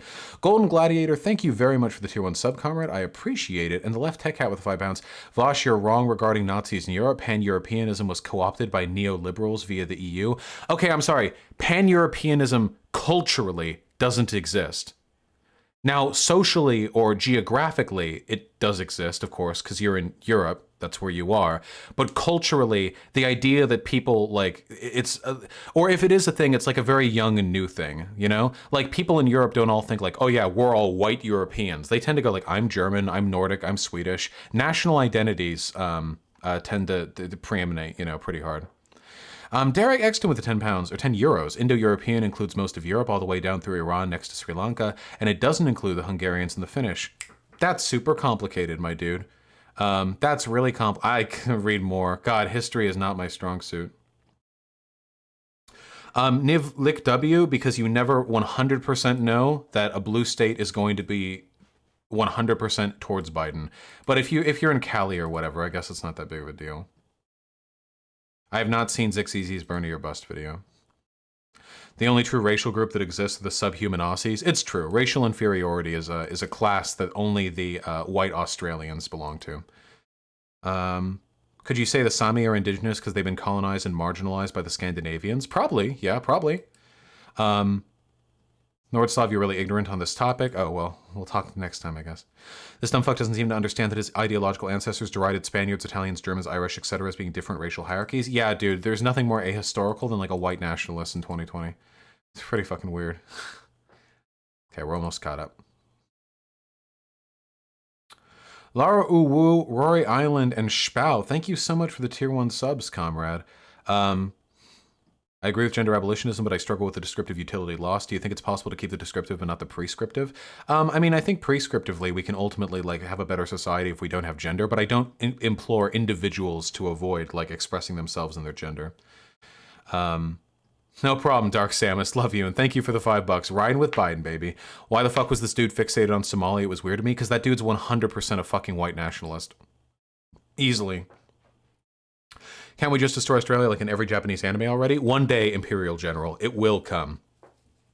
Nikui Chiban, I don't know enough about the current Japanese government to say that it's pseudo-fascist, but I do know that it's pretty fucking bad. I'd have to look more into it, I think. Cheers about going after Isaac Butterfield from Australia. Dude annoys me. He said he thought drag queen story time might be unhealthy for kids, by the way. Oh, the dude's 100% a reactionary. We're about to jump into that. Thank you, comrade. Ethnostaters aren't people. True voltage. Thank you. And thank you, Val. You guys have the hardest to pronounce names. Val Hafnaz for the $5. I really appreciate it, comrade. Addy with the 15. Where does my homeland lie as mixed race? Should I just dig a mass grave now instead of bothering? Ha! Yeah, it's the one drop rule. You got to find the racial group that you identify with most. The irritating example with $5. Man, his legs sure are strong with all this backpedaling. True. An afternoon tea with Mr. B with the $5. What do you say to the right wingers who say it was the World War II and not the New Deal that ended dragged the nation out of the Great Depression? The war helped, but there's no denying that the New Deal did a fuck ton as well. At all. Yeah, I mean, I guess I would have to look more into that, but I'm pretty sure the New Deal did a good job, building up the economy, you know? The war helped a lot too, though. Sorry, I don't have a more specific answer on that. I found you a week ago. I kind of deconverted from Destiny. Would love to chat with you about it. Trilo, thank you for the $10. I can't guarantee a chat, but maybe sometime in the future I'll probably be doing a call-in stream soon. Thank you very much, comrade. Happy to have a fellow DGGer here. Zozo Show with a tier 3 sub. Thank you. Been leeching off your galaxy brain since the beginning. May as well participate. Goddamn right. Get your greasy, what's the term? Freeloading hands off me, okay? And now get your not freeloading good boy hands on me, okay? Literal Orange, the $5. Grats on the 85K. Riding with Biden, at least to be able to change the radio station. Maybe get a hand on the steering wheel. Goddamn right. And it's me, Marin, with a $25. Thank you. I was arguing with someone yesterday. He said Biden made no concessions. Which ones have he made so far? There's no greater piece of evidence that Bernie or Busters don't give a fuck about Biden actually making concessions, because none of them seem to know he actually made concessions. Holy shit. He has made so many concessions. Here, hold on. This is just from one article about it. Last month, former vice president said a Biden administration would make public colleges and universities free for students for families whose combined income was below $125,000, which is a pretty high bar, by the way. Vast majority of Americans are below $125K. His primary campaign called for 2 years of free community college. He also reiterated the need for $10,000 in debt forgiveness across the board as Congress haggled over a coronavirus-related stimulus package. He's made several overtures to Sanders and his supporters as it became increasingly clear that he would become the Democratic nominee. He also allowed Sanders to keep hundreds of delegates leading into the Milwaukee convention, which is not typical behavior. We will address the existential crisis of climate change. He would adopt some positions from the Green New Deal. We could do a whole stream on it, I guess, but Biden has already made a fuck ton of concessions. If you want to make the argument that Biden won't follow through on any of those, that's a different argument. But politicians generally seem to fulfill about half of the promises that they make. That seems to be the pattern that's most consistent. All right, we've put it off long enough, boyos.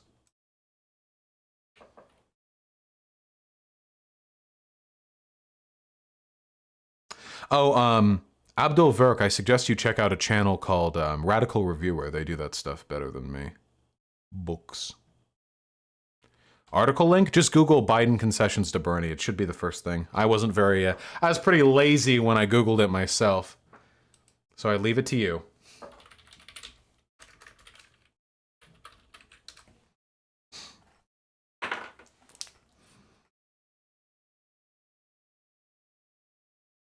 Yeah, I definitely don't think he'll follow through. He'll probably follow through on some and not follow through on others.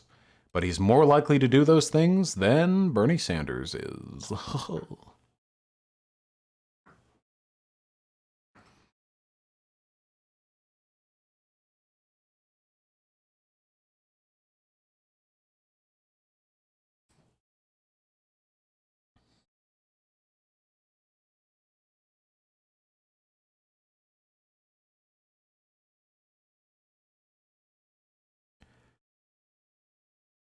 So there's this guy called Isaac Butterfield, and to my understanding, he is Australian, which is already a point against him. But even if we ignore that fact, this guy's videos keep popping up on my feed.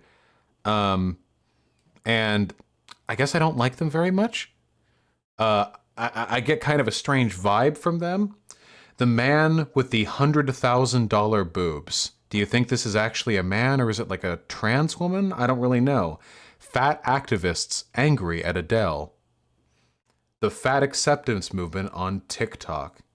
Oh, here's Bering. That guy's a reactionary. But is he being critiqued here? It will be a fight. Coverage and all that. But 700? Nope. Bering's just being platformed in a 1.37 million subscriber channel. That's pretty cool. No big deal here. Worst feminists on TikTok. And we've got somebody who is probably 16 years old with dyed armpit hair. Vegan activist identifies as broccoli. So, yeah. This guy is apparently like some kind of stand-up comedian. And his memes are 2016, what if we just kept doing it? Like, what if we just kept doing it forever? What if we never stopped doing 2016? You know? This virus is anti-trans. They make fun of vegans a lot, too. I've always thought it to be a sign of insecurity when people make fun of vegans. Bearded women are beautiful, too. See, he's making this, like, disgusting facial expression, which I think makes him probably look, like, worse than this person. So, I don't know if that's, like, a hot meme. TikTok is dangerous. Anyway, it's just your standard kill all men trending on TikTok. It's just your standard, like, conservative schlock. I saw the Why Are Millennials Offended by Everything video. See, you can see by the red line down here that I had to sit through that. And that was pretty bad. The worst feminists on TikTok. I'm ready for it, okay? G'day, you. So there's a very decent likelihood that some of the people he's going to be making fun of here are going to be pretty cringe themselves. So I'm in the difficult position here. Who am I going to be defending? Will I be saying, oof, that actually is some pretty bad feminism? Or am I going to be calling Isaac Butterfield like a cringy misogynist with a 14-year-old audience? What are we doing? Let's find out. G'day, you good motherfuckers. The Buttsman here. Hope you're doing bloody not bad at all. Oh, I'm Australianism is a disease. This is the first and last time I'm going to say it. excited about this video. Feminists all over the globe have taken over the fastest rising social media platform that we have ever seen, TikTok. All right, can we just agree that anyone who talks like this is probably a groomer? I don't know, dude. When I'm watching like a man in his 30s like phrase things so that ideal like 12-year-olds appeal to it, you know? Like that makes me really wonder. That really makes me wonder. Yeah, Paul Joseph Watson energy, you know? It reminded me like, imagine if like Game Theory made videos about how feminism is cancer or whatever. Like that's... You guys know, like, it's like an entire genre of like YouTubers who talk in an incredibly cringy way to bait. Didn't Tobuscus do this? But he actually was a groomer. Wait, what about that one guy, Jack Saint? Top of the morning to you. Today we got some fine TikToks that we're going to be taking a look at. There are some feminists on here that are just nasty, and we're going to be like that kind of shit. You know what I mean? Where they just like... Oh, did I say Jack Saint? Wait, hold on. No Slammerino. I mean Jacksepticeye, okay? Maybe Jack Saint should have called himself Jack. Possibly. Maybe. Media platform that we have ever seen. Tobuscus unsubstantiated groomer, I thought. Is it unsubstantiated? Yeah, probably. No, it's all satire. Nobody's a groomer, okay? Talk. Oh, you're with her now? Okay. I guess I'll just have to show you what you're missing. Hey. Chill. On the audio.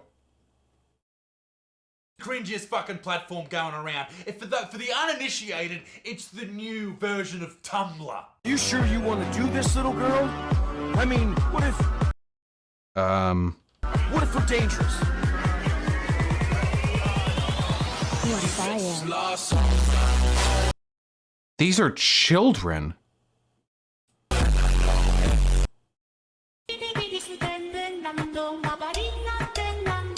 Wait. Talent goes to die. Wait. Those were literally just children. I mean, the last one wasn't, but the last one was just dancing. Opinions are just fucking shithouse. And there's so many young kids that I'm pretty sure sex offenders just chill out there all fucking afternoon. I already said that. It's creepy as fuck. But anyway, on to the craziest feminist that I've ever seen. But first, this video is brought to you by Rage. You kidding me? Foot Mouse? Introducing a Nope! To Shark Champion 28. Wow, that was a full minute advertisement right there. monetized at all. Now, angry cranky feminists, let's fucking do it! In 1998, Hollywood invented. Oh, for fuck's sake! Wait. That person is like 12. What are you? I don't really know what the flags What? in the background and the messy bed and the undecided opinion on what color your hair should be, but It's literally just like somebody with like 2 hair colors. That's an Aborigine flag? Yeah, it was just 2 hair. let me tell you, bitch, you have my undivided attention. The blonde cheerleader and the brunette nerd to keep women in competition so we wouldn't realize the true enemy was men. Okay, listen up, you hot bit of gear. Blaming Hollywood because women who have blonde hair are cheerleaders and women who have brunette hair are nerds and librarians is... This is incredible. This is actually so much worse than I expected. There's so many things wrong with this. It's actually extraordinary.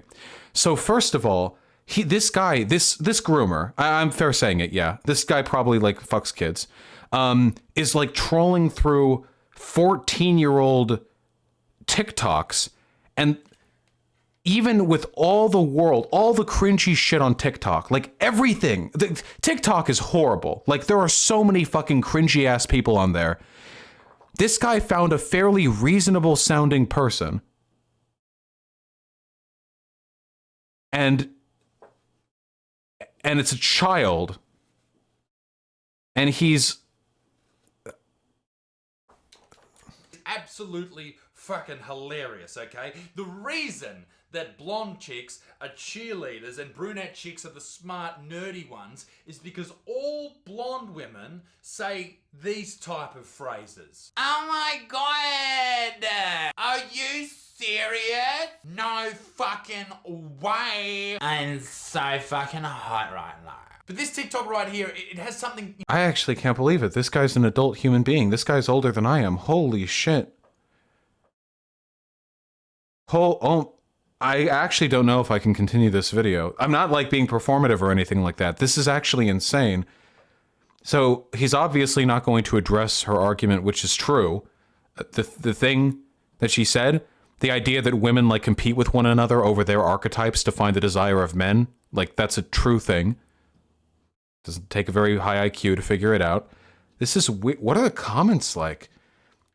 It's like, well, I just watched this after my mom got me a Minecraft and I liked it. It's all, yeah. I don't know, dude. This is really weird. Does the next one get better? Are we gonna find a better one? Because this first video is pretty weak. In common with all of the other TikToks that I'm about to show you. The one thing they blame more than anything else for anything wrong in their lives is blokes, men, dudes, people with the penises. That is the common thread here. They all want to blame men for their problems. But it's quite fun to watch. I'm not like that. I mean, so far the first video didn't actually do that, really, but... Other girls, Fuck me, who are you? Post Malone's stunt double. Those tattoos, those mad tats at the top of your head. Looks like you fucking headbutted some dickhead's tag on a train. It looks fucking stupid. Do you think he scripts these? When I watch stuff like this, it actually makes me think that I could be a stand-up comedian. Because I know for a fact that these segments are scripted, and I know for a fact that I'm off the cuff much funnier than this person to people above the age of like 11. Under the age of 11, he might have me beat. I like this actually makes me think, like, is stand-up comedy even hard? Like, could I just go up and do it as long as I like had an idea or two in my head? Stand-up isn't improv? Yeah, well, it's a little embarrassing if I think my improv could outdo this guy's stand-up. I'm not like the other girls. I say sexist jokes. This TikTok is a parody of That's it? woman's TikTok who Is that it? is not a feminist. Was that really it? She's making fun of these women who aren't feminists. Was that because really it's so it? crazy to be a woman and not. Was that really it? Here's the thing with the whole sexist joke. Telling a sexist. Was that really it? That was it? Do we go back to it? Is there more? I drink beer even though I don't actually like it. Oh, there's more. I'm not like the other girls. I drink beer even though I don't actually like it. Well, you're a.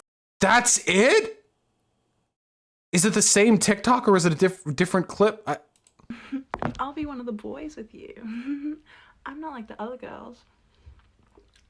I'll let you do drugs every day.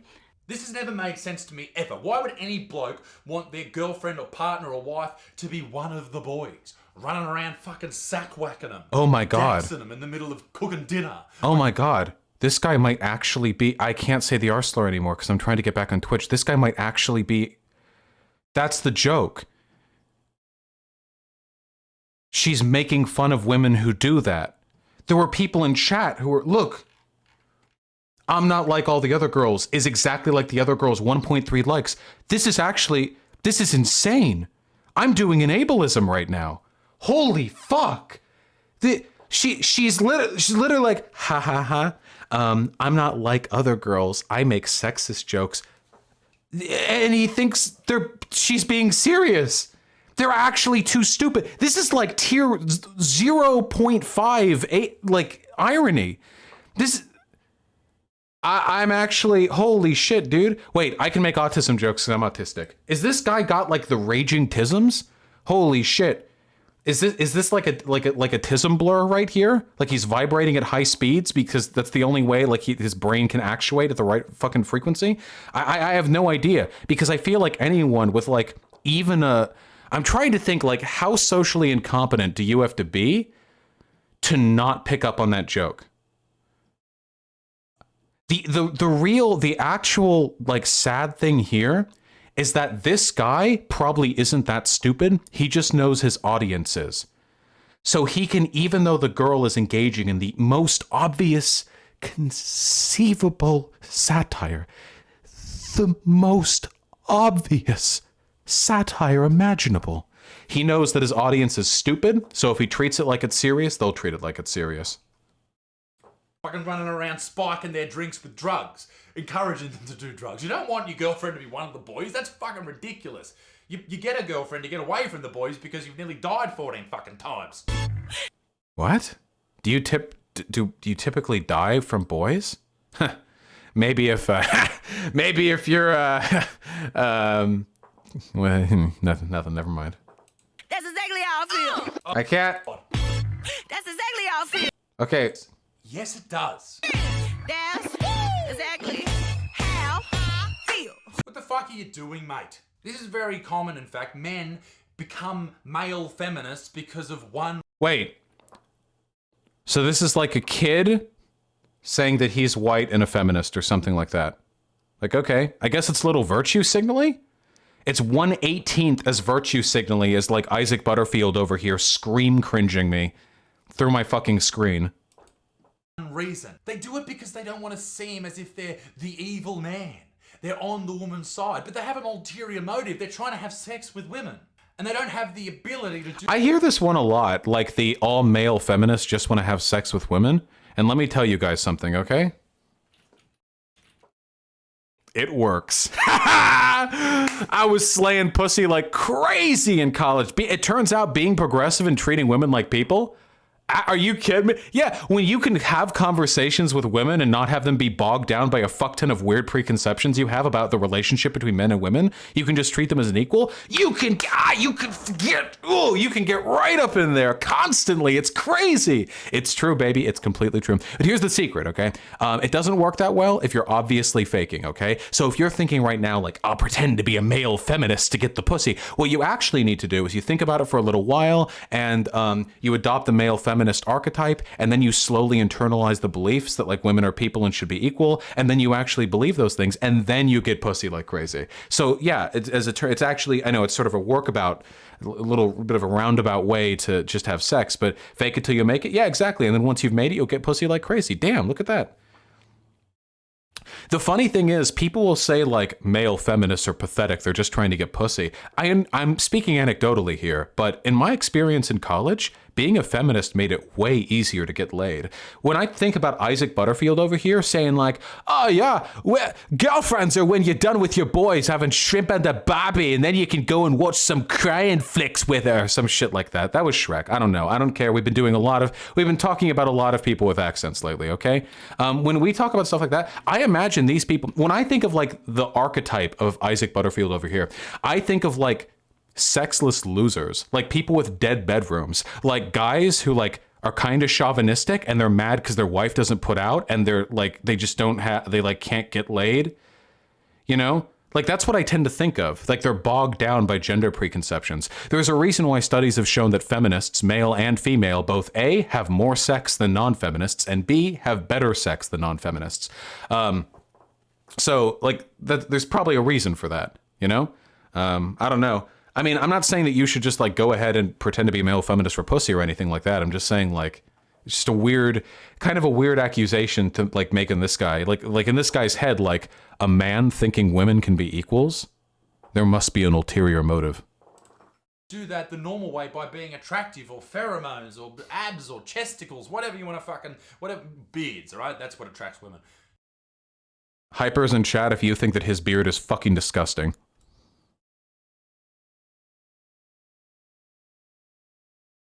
He looks like a no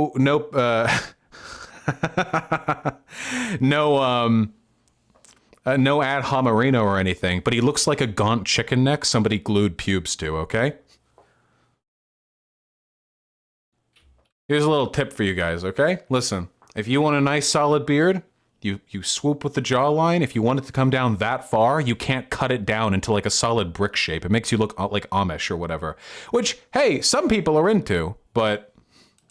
So they use this real sneaky and gross way of doing it by sneaking into the females' camp and being one of them. Look, I'm one of you. Don't suspect me. And then, bam!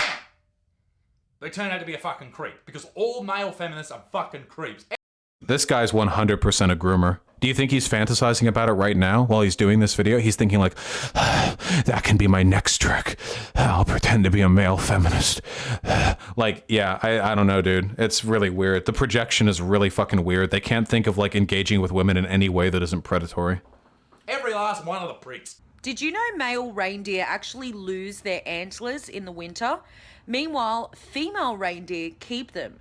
Guys, that means Santa's sleigh is pulled by an awesome team of all women. Yes to girl power. Yeah.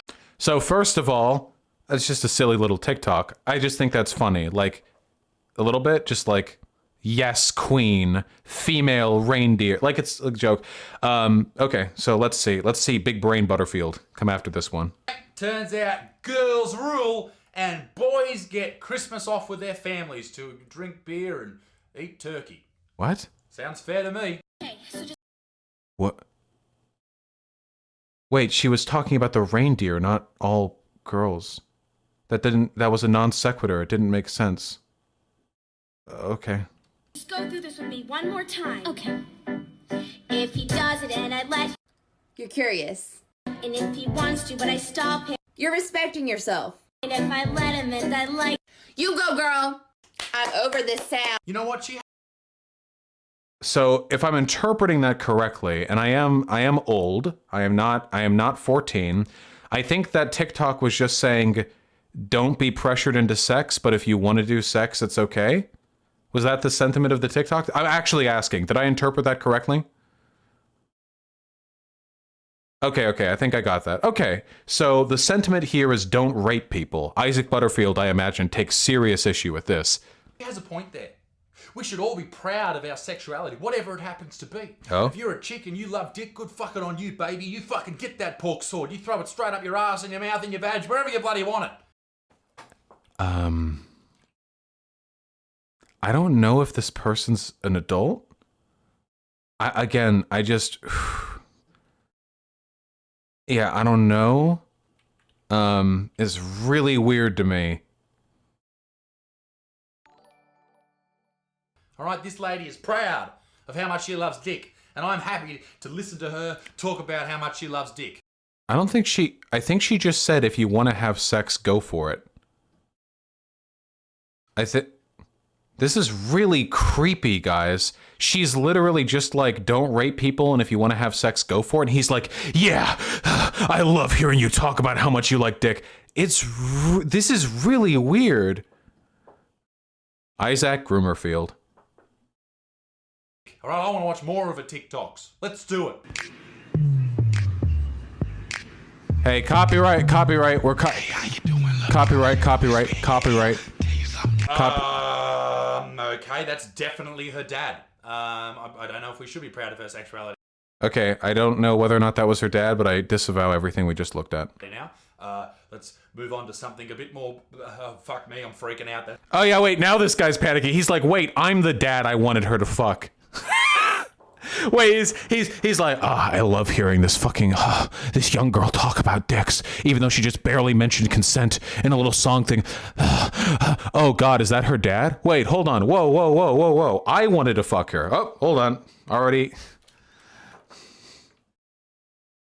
That's just weird. That's some Tasmania shit right there. Oh, look at how when he shakes his head, the beard like jiggles, but it doesn't all jiggle at the same rate because the hair is like locked. Something a bit more. See, look, like, see? Fuck me, I'm freaking out. That's just weird. That's some Tasmania shit right there. I brought you into this video because I promised you the worst feminist on TikTok, and it's time to bring her to the forefront. You see, she's already been on my channel before. She's a friend of the show.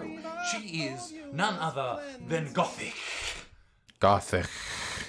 10.2 million likes, quarter million followers, pretty big. 8.5 minutes into this video, we still haven't seen anything even remotely approximating like bad behavior on the part of the TikTokers.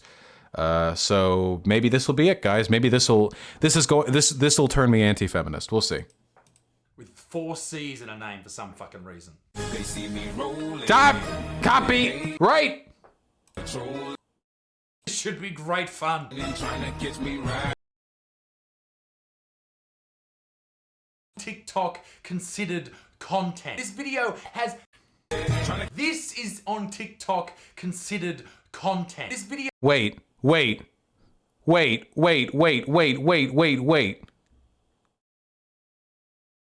I promised you all the worst feminist TikTok has to offer. I promised you the cringiest, most disgusting, male-hating shit you've ever seen in your life.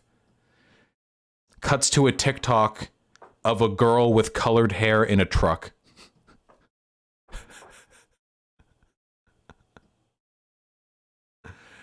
All right.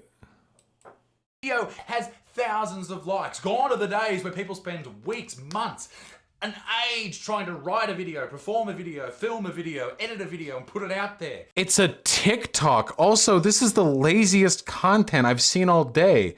All week, maybe. You just found like, I guarantee you on TikTok, you just searched feminist or girl power. You found 4 or 5 TikToks that were vaguely objectionable, and then you brought them on here. Yeah, how many months did you spend writing this video?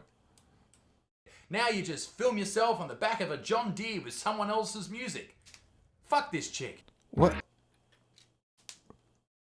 Wait, I know what's gonna happen here. When you sneeze on your period, oh, this is the Jersey girl, isn't it? The one who got canceled recently. And then there's gonna be like red in the crotch area, right? I'm ready for that. This person isn't underage, so we can't make the grooming comments here. Wait, is this not the one who got canceled? This isn't her? Oh, okay. All women look the same, sorry. I only recognize male faces, sorry. My apologies. When you sneeze on your period. Yeah. Wait, hello? Oh, I thought I heard someone knocking, jeez. Okay, this should be fucking disgusting.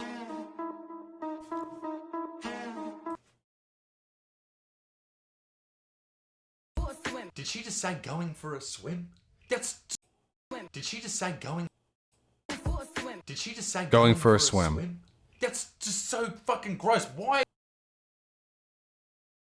I know this is juvenile because boys being grossed out by periods is literally like middle school tier. This is literally like you might as well wear a sandwich board saying like my balls haven't dropped yet on the front.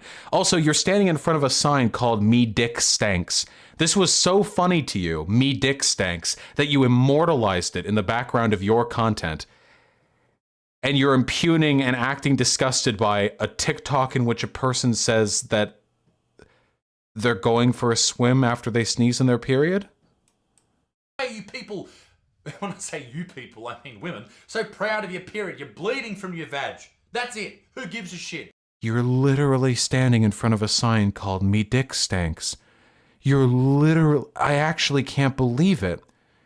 Also, nothing about that TikTok was her being proud of it. It was just a joke that after you sneeze, like, blood comes out. You're literally right in front of this sign. That's like me making a TikTok right now going, oh, when you got hay fever and you really need to shit. It's fucking gross. No one wants... Wait, that's not a comparable, that's not a parallel. If I have hay fever and I need to shit, that has nothing to do with your gender, so it wouldn't even demonstrate the point you're trying to make. Did you write this out? Is this not improv? What if it was like when somebody slams the door in your face, but you had an erection? That could be a funny one. Yeah, that could be like, and the TikTok could be like you're like you have like a blanket covering your front, and you're like being argued out of a bedroom. You're having an argument with your girlfriend, and you're standing at the door. She slams the door, and then you go oh, and then you look, and then like you look down, and like the towel is caught in the door at a suggestive angle. That could be funny if you did it well. I mean, it'd be like a dick joke. Do you have a problem with like do you have a problem with crass humor, Isaac Groomerfield? wants to hear about you filling up your Reg Grundies with blood and clots and shit. Alright? Fuck off. It's really weird. So you're telling me this is how the boys turn up? Then I'ma stick with the girls. So you're telling me that some women, when they are raped, the most heinous thing you can do to a person other than murdering them, their boyfriends dump them. That's fucked. Yes, that's the thing that happens. Okay, where are we going from this? Where's the butt? Okay, I don't think that happens that much, but maybe it does. What? Okay, I mean, it does happen. I don't know, like, downplaying it a little, but... And if that happens, then obviously in that situation, it's a horrible thing to go through. Oh yeah, it's horrible. It's horrible. But it's probably a good thing. If someone leaves you because of that, they're not going to stick around in other hard times during your life. So fuck that dude or that girl or whoever it happens to be. But this... Okay. None of this disagrees so far with the sentiment. This is once again blaming men. She's pointing out that men are the problem. Holy shit. This guy is such a fucking snowflake, dude. Holy shit. He views this as like an attack on men. They're so fucking fragile. It's crazy. And Gothic is a proud lesbian, and she... Hey, Gothic with 4 C's wouldn't be pronounced Gothic. It'd be pronounced Gothic.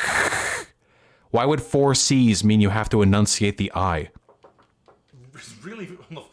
She is really forward in pushing that upon everybody. In fact, she almost goes as far to pull out her favorite double-ended dildo. Push it on everyone. Ooh, push her lesbianism on everyone.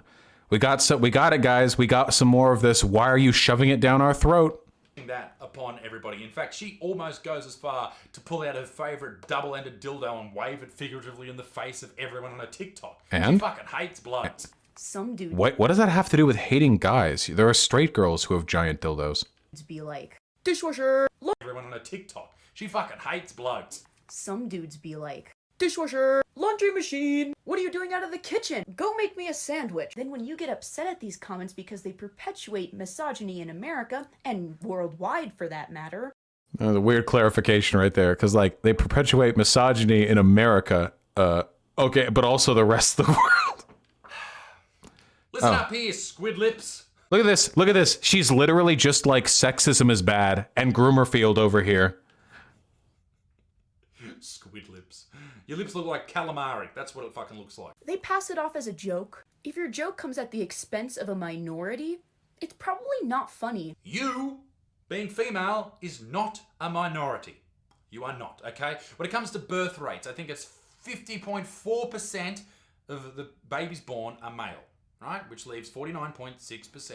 So I know that people with an IQ above like 45 get this, but when we say minority, we're talking about minority in social power, not literal numerical minorities.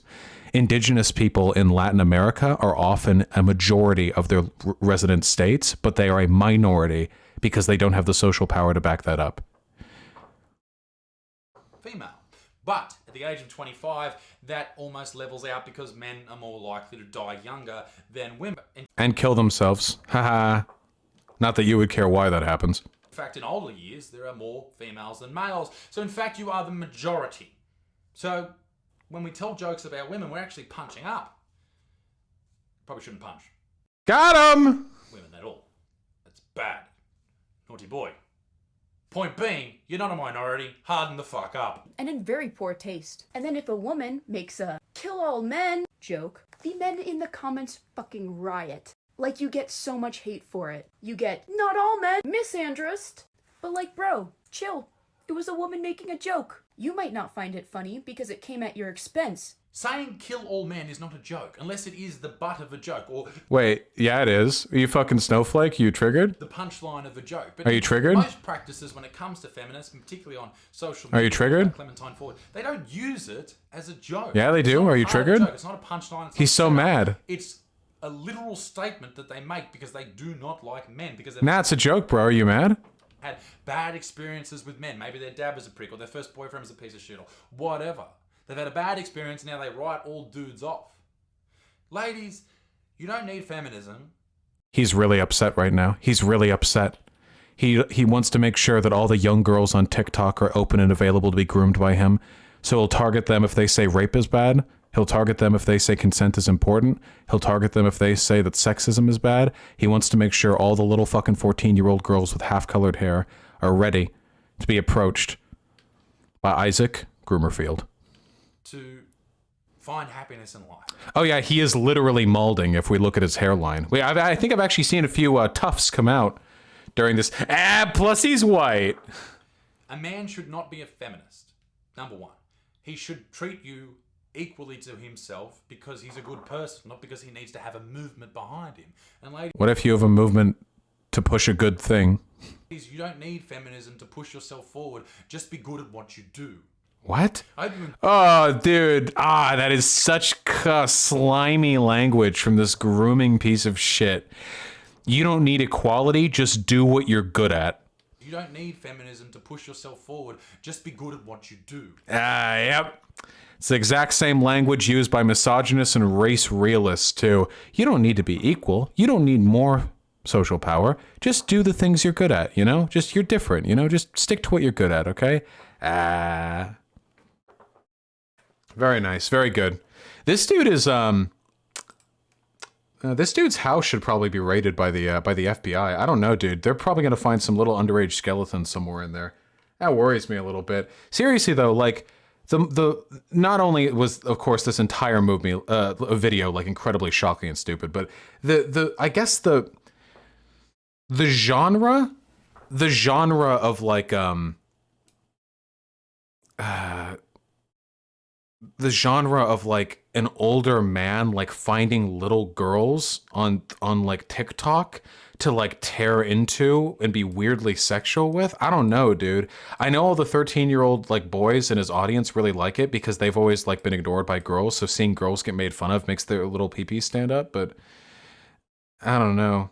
Are you mad at his sub count? I mean, his sub count is a moral crime, so I am mad at it in that respect. Yes, that is undeniably the case. It is immoral for him to have so large a sub count. That is true. Yeah, it is unethical, one might say. Yeah, I don't know, dude.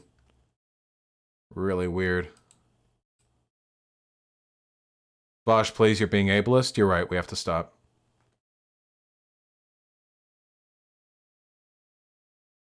Can we do something more fun than this? This sucks. You guys are so fucking demanding. You know what Destiny does when he streams? He loads up and he's like, hey guys, I'm going to be debating a right-winger today. Just kidding. I'm playing League of Legends for 11 hours. And then he just does it, okay? I actually have shit lined up for you guys. You are so fucking entitled. Jesus Christ. Oh, this is really funny. Guess they'll have to find another tree.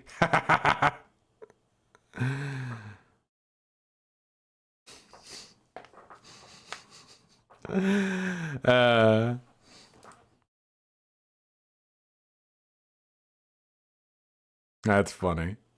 That's really funny. All right, let's wrap up with donos, huh?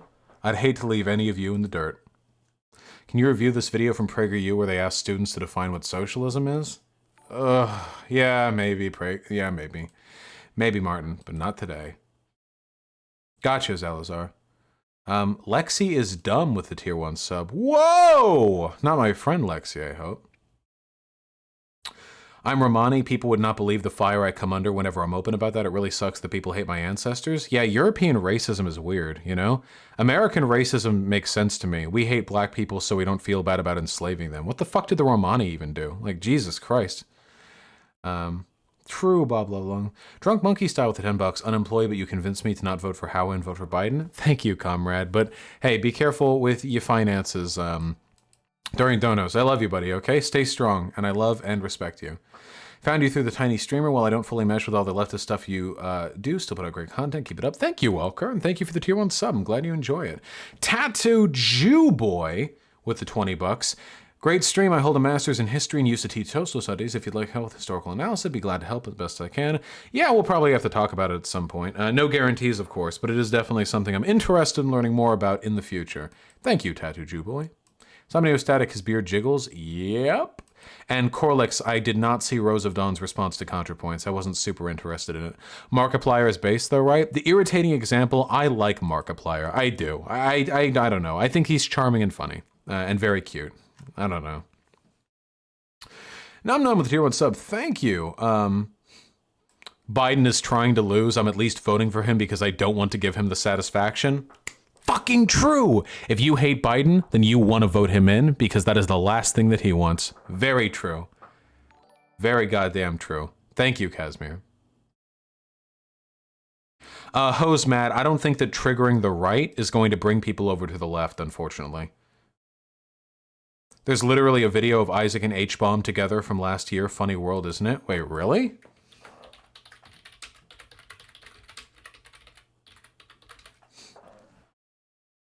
How does that work? Where does their content overlap?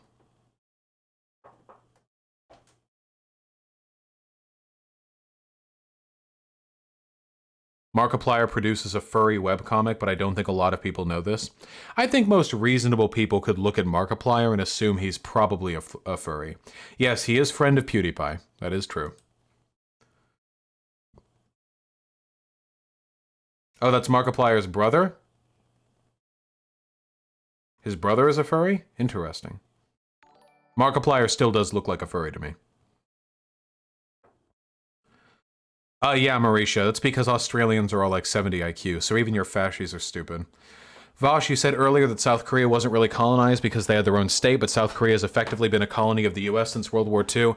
I don't think that's really comparable. I don't feel comfortable using the same dichotomous language that I would use for the Native Americans in America and South Korea in America. South Korea is an autonomous state. We get along with it, you know, but it's not a colony. Like, yeah, I can't really like impose that you know, dichotomy there. It doesn't really seem right. South Africa was also a British colony before World War II, yeah. And during that time period, I would say that the black South Africans were like a colonized people. You could still even make that argument today to an extent, or at the very least that there's a degree of colonial marginalization they still experience. A pretty substantial degree at that. Still all the Dutch in there, you know? Fizz McDermott with a very generous $20. I'm watching an earlier part of the video in many tribes today. If you're adopted by enrolled natives, you're an enrolled member of that tribe, which means you're legally recognized as a Native American, even if you're white. That actually is true. Fuck, I should have mentioned that. Yeah, their own principles. If you're, even if you're a fucking white boy, you'll be called a Native American if you're part of their tribal structure. They're very welcoming, from what I've heard. I'm really happy to hear that UK Marxism DLC failed. Thanks for the £5 and nice name. Take it easy out there, okay? I think Jreg is serious about his anti-centrism. Maybe Arachnid JDS, that's possible. Ben Gritman with the 2-1 sub, thank you for all the work you do. My pleasure, comrade. I'm glad you enjoy it. Nilufgar Glass, isn't it a bit hypocritical to call yourself an anti-capitalist while banning working-class people from your worker co-op stream chat? You're right, comrade. I'll never do it again. Never again will I subject them to moderation. And Diabolic Down Under, I'll send you the H-Bomb Isaac video on Discord. Oh, well, sure.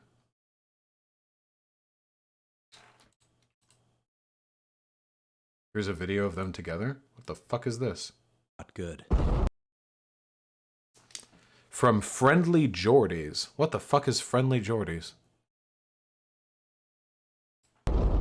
Hi, I'm Harris Bomber Guy, and Clive Palmer is a fatty McFuckhead.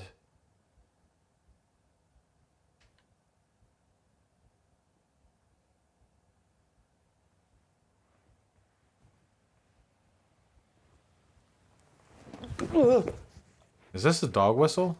I don't even know. Who's Clive Palmer? Okay. I'm not entirely sure what's going on there, but when I heard the video together, I assumed it meant like they engaged or interacted with each other. But yeah, such is life, I guess. I have no idea what that was, guys. All right.